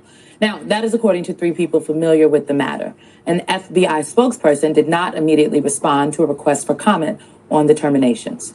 Well, MS Now's senior investigative correspondent Carol Leonnig, who just broke that story, joins us. Also with us is Christina Greer, associate professor of political science at Fordham University. She's the author of How to Build a Democracy, From Fannie Lou Hamer and Barbara Jordan to Stacey Abrams. Carol, please talk us through your reporting and which questions still remain. Well, Alicia, I thought we were done with FBI agents being fired en masse, but tonight we got a tip and it wasn't that hard to confirm, that multiple agents and some support staff, at least 7 agents, were fired in relationship to their role in the... Wow, guys. 7 FBI people fired, guys. Basically behind who were tied to Trump, guys. They calling this a cover-up. Mar-a-Lago, what's known as the Mar-a-Lago documents case. You'll remember the FBI opened an investigation after determining there was probable cause to believe that Donald Trump had top-secret classified records at his club when he was no longer president, after he had left office in January of 2021.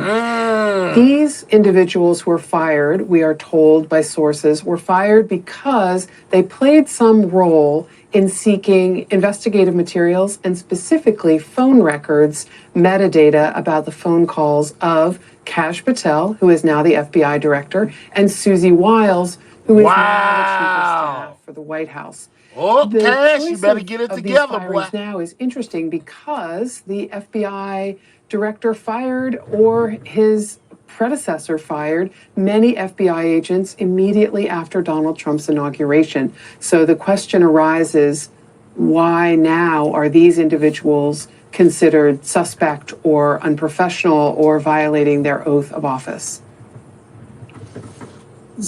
How does this play out then? I mean, what is it, because there's some concern about looking at the metadata related to Susie Wiles and Kash Patel at that time?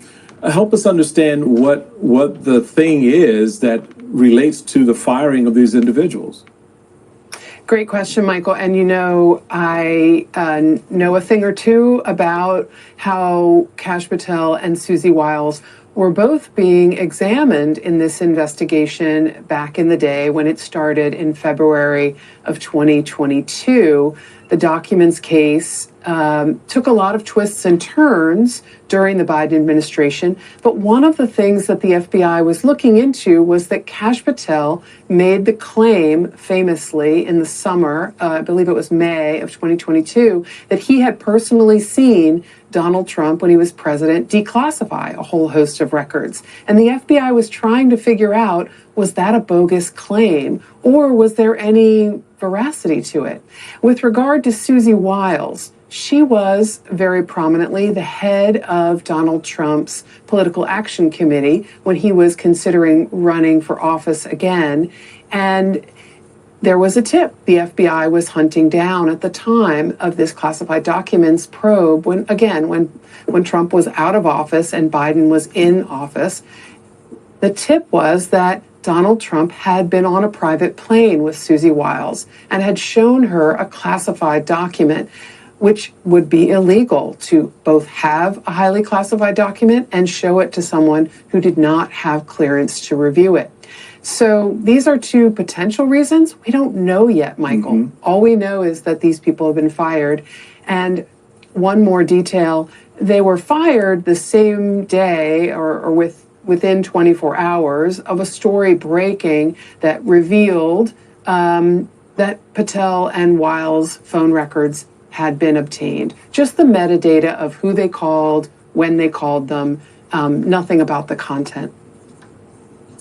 Kash Patel is obviously out right now, folks. He has a statement to Reuters noting, "It is outrageous and deeply alarming that the previous FBI leadership secretly subpoenaed my own phone records, along with those of now White House Chief of Staff Susie Wiles, using flimsy pretexts and burying the entire process in prohibited case files designed to evade all oversight." That is how Director Patel is responding to this news. We will stay on it. Look, there's something that Carol said, Christina, about the fact that Kash Patel years ago at this point, said that he saw Donald Trump declassify these files. I used to work at the White House. You don't see the president declassify something. There's a process that it goes through.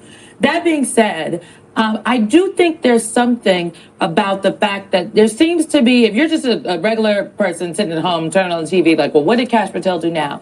It seems that there's so much chaos, so many things happening, yet no accountability in any way, shape, or form. Kash Patel's name is in the news a lot. Yet we haven't heard from Kash Patel. He wasn't at the State of the Union last night. He's putting out statements to Reuters, and I believe has been on some conservative media, but he has yet to come before the American people, before Congress, and answer questions. I'm sure Carol Lennick has a call in and has yet to hear from him. Well, first things first, fantastic reporting by Carol and Ken. The way I see this as a political scientist and also as an American is that this is just part of the larger distraction tactic. When we're thinking about this mass firing, and you ask, why today, right? What we're not talking about is Kash Patel chugging a beer overseas on our dime. What we're not talking about is the Epstein debacle and missing files from supposed declassified files for Donald Trump, right? With people who have said that they knew him and saw him and all the things. And I will note, Reuters... Where are the missing files, guys? Said they couldn't independently verify. And if there's no truth to the files being missing, why fire 7 FBI agents, basically with ties to Trump, guys? Kash Patel's claims that he gave to them in their statement. Exactly. So all of the facts that we should be discussing, we're not talking about a disastrous State of the Union where the president just sort of skips over the fact that many Americans don't see cheaper prices for gas, for eggs, for home buying. How he said that we should pay more for your house, right? Let's go, Travis. We're not talking about a State of the Union where it's the longest in history and he's unraveled and unhinged. And, hey guys, am I free to go? Absolutely disrespectful to a whole entire political party. What we are talking about is this sort of shocker of a mass firing. So it's this constant distraction with this administration that we've seen for the past year, where whenever we should be dissecting something that is in the moment, is incredibly important, they throw something else there. So now we can't talk about last night, which was incredibly important for the future of our democracy, where it's like, oh, I'll make a deal with Iran. Really? I think that we should actually spend more than 6 minutes talking about winning in hockey and maybe what this means for us internationally and domestically, fiscally, and also for our personal safety. But no, we can't even discuss that because now we have these mass firings that are coming on the heels of something that happened years ago that in of itself is incredibly important to discuss. So the exhaustion of it all, as Alicia sort of has laid out, is that the point of this administration is to keep us on our back heels constantly, so we can't see what is in front of us. And I think a lot of people want a little more clarity on these Epstein files. I think a lot of people want a little more clarity on what the future of our nation looks like financially. I think a lot of people want a little more clarity about what the president did, not just during his first term, but in those 4 years when he was not in office. I think a lot of people want a little more clarity about, these false claims that he made all last night about election security, about how well we're doing as an economy. The list goes on and on. And now we have to talk about 7 people and their staff being fired. Unfortunately for the president, we have walked in and chewed gum at the same time. We're doing it all. And that's why, Carol, I want you to just level set for us and remind us what things look like in normal times. Let's say there was a political vendetta inside a Department of Justice. These agents just get assigned to cases. Like these, of all the folks to hold responsible, holding the agents responsible, it doesn't even really make sense. I have to agree, just based on reporting experience about the FBI and the Department of Justice, and specifically about this investigation that's allegedly at the core of why these individuals were fired. It didn't make sense when a host of DOJ employees who oversaw and were the premier experts on counterterrorism were fired, other than they played a role in investigations of Donald Trump, either on election interference or the classified documents case. And you're so right about FBI agents specifically because they are assigned by their supervisors to take these cases. It's not like they're jumping up and down and saying what they want to do and what they want to investigate. On top of that, toll records are really the most basic kind of record that the FBI obtains on the regular in any investigation to basically determine who was calling who are they in contact with, who's their circle. Well, why are they firing them then? That's my question. I seen somebody out there talking about, well, I think you got clarity. No, I do not have clarity unless, it's something going on. They fired 7 FBI agents with ties to Trump. For what? Looking into someone who puts up their hand and says, I saw the president declassify all these records, this investigation is a waste of time. Or if you have a lead that a top political ally of the president's saw classified records and was shown them by a former president. I'm going to underline one thing Christina said, if I may. I really appreciated what she said about the reporting, but also about keeping us on our back heels. I'm a reporter. I just try to get the facts. But the facts here are a little odd. The timing of this firing comes after Kash Patel, we are told, was in a little bit of hot water with the White House. Because while Donald Trump doesn't really have any big concern about Patel maybe flying around on the jet one or two more times than he maybe can arguably say was a business trip, he does not like drunkenness and heavy duty drinking, and that's an allergic reaction that he has to that.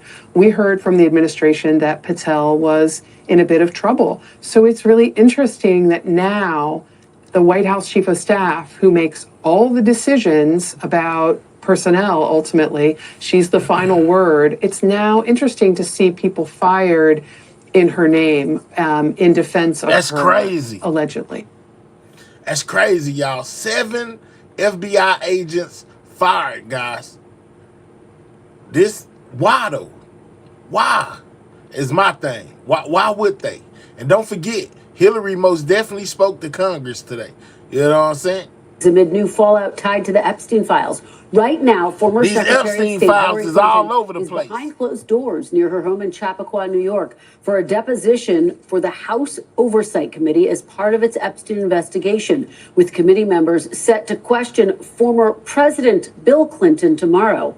According to her opening statement, Secretary Clinton told lawmakers she could not recall ever meeting Mr. Epstein and that she had no new information for their investigation. She also accused Republicans of partisan political theater. Committee Chair James Comer speaking to reporters from Chappaqua, pushing back. Democrats voted to subpoena the Clintons. The Democrats voted with the Republicans to hold the Clintons in contempt. So the Democrats have just as many questions for the Clintons as the Republicans. So this isn't a partisan witch hunt. This was a motion, a bipartisan motion supported by the Democrats to bring the Clintons in. So I don't think it's any type of being unfair in any way to the Clintons. Now, as we just noted, former President Bill Clinton is slated to be deposed tomorrow for the first time. A former president has... So Bill is going to have to go testify in front of Congress tomorrow, guys. Been compelled today. To testify as part of a congressional investigation. And Democrats on the Oversight Committee say they're now setting their sights on the current president. So we should be very clear that now that we're going to hear from former President Clinton, I hope that Chairman Comer and the Republicans will join us in demanding that the person who actually appears more times in the files than the former president, who we want to speak with, is President Donald Trump. Yeah, they trying to get Trump in there, guys. I told y'all they want Trump to go have to give a testimony as well. Now, we should note that neither of the Clintons have been accused of any wrongdoing or charged in connection with the Epstein investigation. But this does all come amid new scrutiny over the Justice Department's compliance with the Epstein disclosure law. NBC News confirms the DOJ has not released some files related to a woman who had made an allegation against President Trump. The FBI conducted multiple interviews with that woman who accused Epstein of abusing and they're missing. A source familiar with the Justice Department's investigation tells NBC News she also made an additional allegation tied to Mr. Trump about an incident when she was 13 years old. The White House has pushed back against allegations raised against the president, saying the files contain, quote, untrue and sensationalist claims against him. NBC News Chief Capitol Hill correspondent Ryan Nobles joins me from Chappaqua, along with NBC News White House correspondent Monica Alba. Thanks to both of you for starting us off. Ryan, I have to start with you. You are there outside this hearing. What has the reaction been so far from both Republicans and Democrats to today's deposition? Well, we haven't heard from Republicans since the deposition began. At one point, they'd promised us that they were going to come out each hour to update us on the progress of these talks, and they have not done that quite yet. But Democrats did come out about halfway through and said that Hillary Clinton has answered every single question, that she has not taken the fifth, that she's explained different aspects of what the Republicans were asking, including and most specifically that she had no ties to Jeffrey Epstein or Ghislaine Maxwell, that she did not know them, and that she certainly knew nothing about their criminal activity. And one of the things that the Democrats really honed in on was this idea that it was all taking place behind closed doors. And they wanted to make it clear that this information, the entire video and transcript of this deposition, be brought out into the public as soon as possible. They want us to be able to see it, guys. The full transcript, unedited, of the secretary's questions and the answers need to be released by the majority in the next 24 hours. We need as soon as tomorrow. Well, later on today, guys. Exactly what she said, what questions were asked of her, and how she responded. That's transparency. We're hopeful that tomorrow, for the former president, that the press would be allowed in and the public as well. That's been the request. Now, there's no reason to think that wasn't going to happen already. The committee's had a pretty good track record of producing the entire video and transcripts of the depositions that they've conducted up until this point. But there was a little bit of a dust-up today when Congresswoman Lauren Boebert covertly took a photo of the secretary before she began answering her questions and then sent it to a conservative influencer who then shared it all across the internet. They paused the deposition for a minute to remind everyone as to what the rules were stated around this deposition. But Democrats were pointing out, why are you sending pictures of the secretary when we wanted the whole thing to be public? It just doesn't make any sense, Kristen. And Ryan, of course, we're anticipating former President Clinton will be deposed tomorrow. What are you expecting? Have you gotten any preview there? So I do think that tomorrow's deposition will probably go much further in terms of the overall goal of this investigation, to learn as much as they possibly can about Jeffrey Epstein and the conspiracy associated with his criminal sex trafficking network.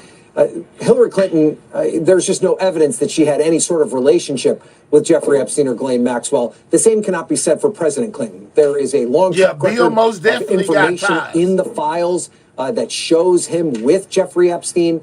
He has written in his own memoir about his connections with Jeffrey Epstein and saying that he wished that he'd never met him and that he wished that he had not developed that relationship. What he's never answered, though, are substantive questions about that relationship. What kind of interactions did they have? Where did they meet? Where did they go? What did they do? Was it just a surface level relationship, or was there more to it? I can bet that that's some of the things that both Republicans and Democrats will be pressing the president on tomorrow. Yeah, no doubt about that. All right, Ryan Nobles from Chappaqua, thank you so much for starting us off. Monica Alba, let me head over to you at the White House. What has the reaction been from the White House? We know that there's been an attempt, obviously, in the wake of the State of the Union, to stay focused on issues like the economy. What's the strategy there?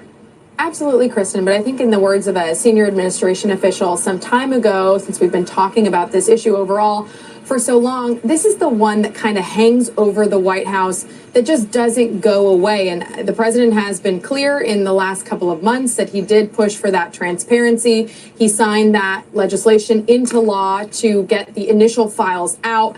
And he has continued, and the White House has continued to point to that as evidence that the president supports more of this information to come out and to be released. But as we delve into these files, and as you mentioned, NBC's own reporting and confirmation of these questions about what might still be withheld and has not been released publicly that could be related to President Trump based on allegations from an Epstein victim, that just, again, raises these questions for the White House once more. And they like to continue to point to and refer to a DOJ statement in which they say that this president, in terms of information in the file, has been accused of things that have not been true, that have not come true, and that have been just simply included in these files as sensationalist information. So they do continue to reiterate that the president hasn't been accused of any wrongdoing when it comes to his ties to Jeffrey Epstein. But again, this just does raise more questions, even though you're absolutely right to say this White House is focused on a complete different set of priorities and topics right now. Monica, let me ask you about this aspect of it. NBC News has confirmed the Justice Department has not released some of the files, particularly related to a woman who made allegations against Why are they hiding these files, guys? That's crazy. They keep saying they did not release. You know, release all the files, unredacted. President Trump. The president has denied any wrongdoing, but what's the White House saying about these specific files?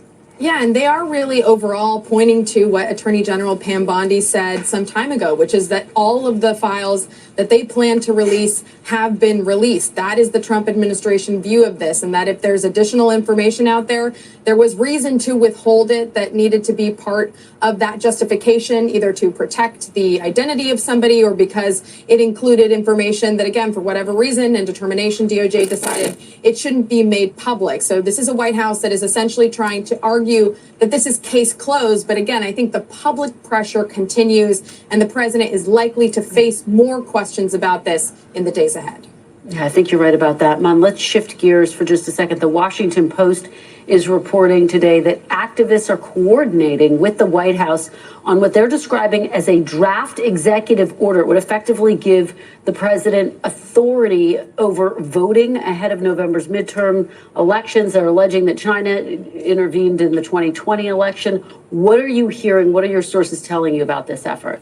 Well, the White House tells me that essentially they are always in contact with outside groups, that they are always being presented with pitches or possibilities of things that could end up eventually becoming a draft of an executive order, but that is something that is not necessarily the case for this specifically. They did put out a statement saying overall that the president is incredibly concerned about the status of elections, and that is why he has continued to ask Congress and lawmakers to support the Save America Act, and he is still looking at other possible reforms to election security, though again, they wouldn't confirm necessarily that that specific 17-page executive order that the Washington Post reported on is actually being considered at this time.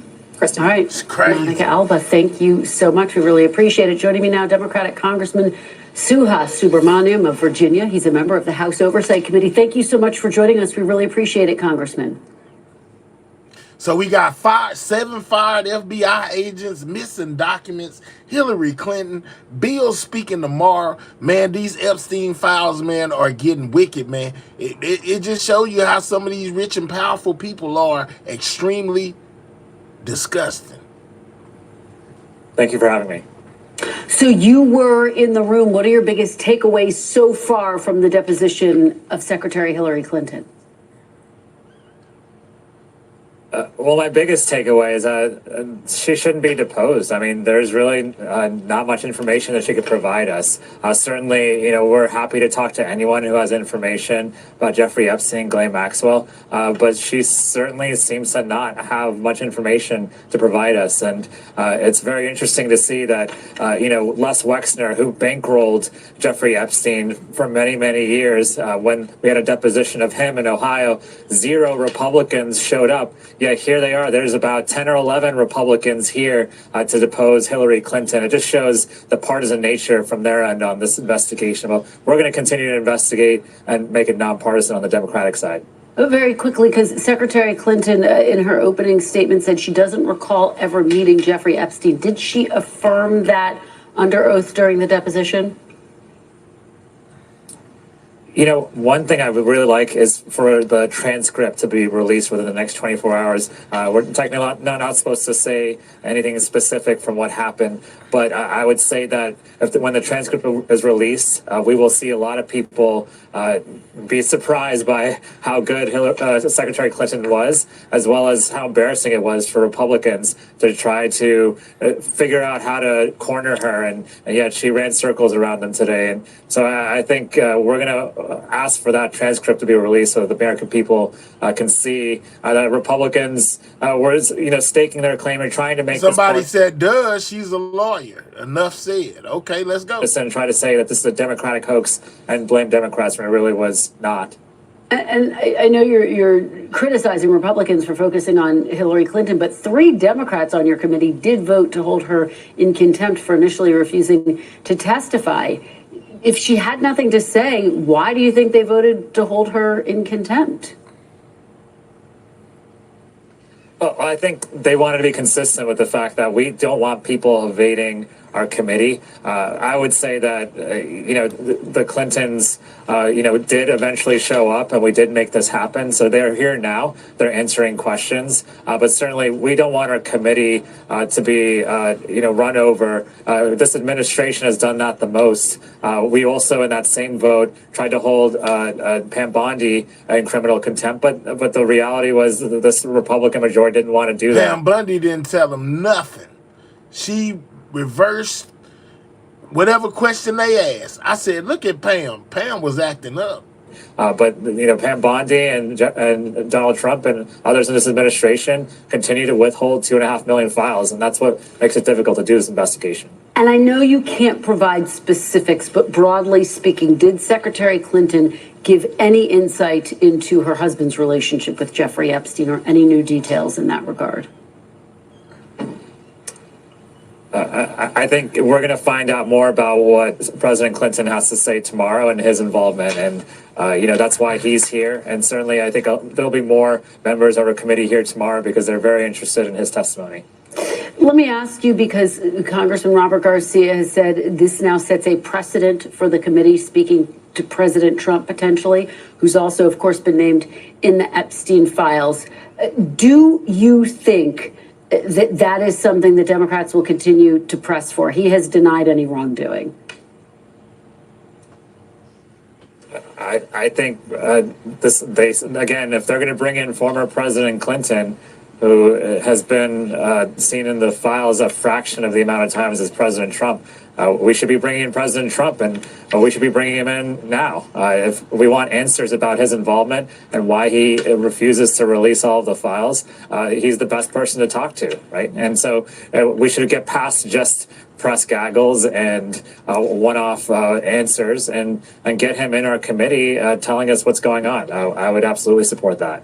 Let me ask you, because House Oversight Committee Chairman James Comer has said that he's looking into reports that have been confirmed by NBC News that the Justice Department, in its release of the Epstein documents, omitted files related to a woman who made allegations against President Trump. What can you... Where did those files go? We learned about those same files earlier. The recordings, in the paperwork of the young lady who basically alleged that Trump hit her in the head. I'm just saying. This is according to the paperwork. You don't believe me? Go back in the live. Check out where I did the segment of Law and Crime. And they most definitely broke it down and showed the paperwork that is missing from the files, guys, in the release that they just done. This is crazy. Tell us about that specifically, and how seriously is the committee looking into those files? Well, of the files that were released, there were allegations made about President Trump. Some of those were taken down quickly after they were discovered. But we know from what we have that there are missing parts of these documents that have not been released. And so we have a lot of questions about where those pages are, where those documents are. They're clearly part of the 2.5 million that weren't released, as well as many other victim statements, too, that we believe name of President Trump. And certainly we're not saying that, he is guilty of any allegations, but we want all the evidence. And we want the evidence about all the people who are involved in these crimes. But to do that, you really have to get all the files and get all the evidence to us so we can do our investigation. And certainly the American people want that transparency, too. Well, we'll be tracking tomorrow's developments closely as well. Congressman Subramaniam, thank you so much for your perspective. We really appreciate it. All right, guys. So, that was how some people were responding to what Hillary had to say. We also found out that it's day 27 in the disappearance of what is her name? Man, what is her name? Nancy Guthrie, guys. You know, basically they found new DNA inside of the home, but the DNA was mixed.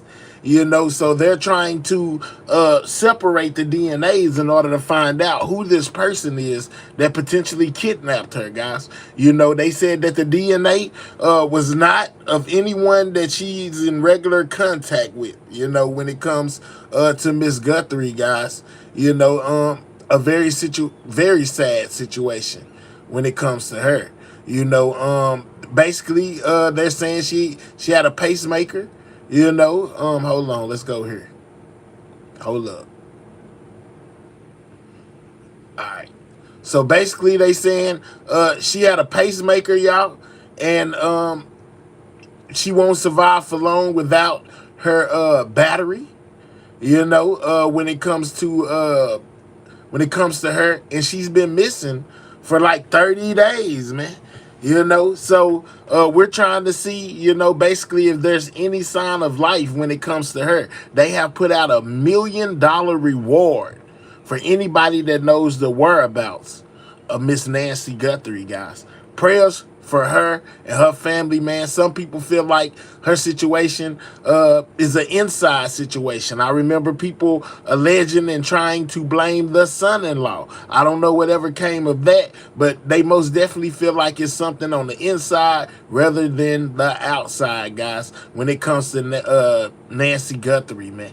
Prayers once again for her family, guys. You know, that's a very sad situation. Who goes and kidnaps an 84-year-old woman in 2026 and is just able to disappear without a trace, guys? Then we went to the Epstein files, guys, in this latest situation involving Trump, you know, where they're trying to say basically that some of the aides at the FBI, you know, basically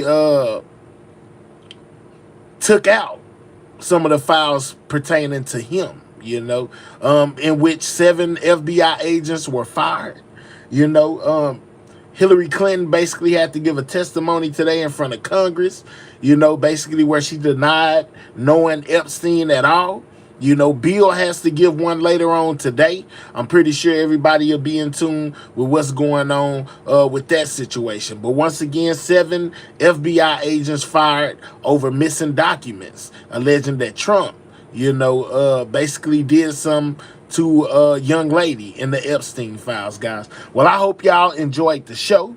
You know, shout out to everybody in the building. If you have not, double tap that screen. That's how you hit the like button if you're on a mobile device, or click those 3 dots, hit that thumbs up, guys. That's another way to hit that like button. Also, don't forget to subscribe if you are new and turn your notification bell on to all, man. You never know when you're going to get another episode from Everything News, man. Shout out to y'all. I appreciate y'all. Shout out to the new subscribers as well as the old subscribers. Shout out to all of my members, new ones plus the old ones, man. And most definitely shout out to my moderators for keeping this chat running smooth. I know sometimes it gets out of hand. You know, I don't know what I would do without y'all. So a big shout out to my moderators, guys. And like I always say, Sidewalk Gang, checking out. I catch y'all on the next one. Y'all be safe, man.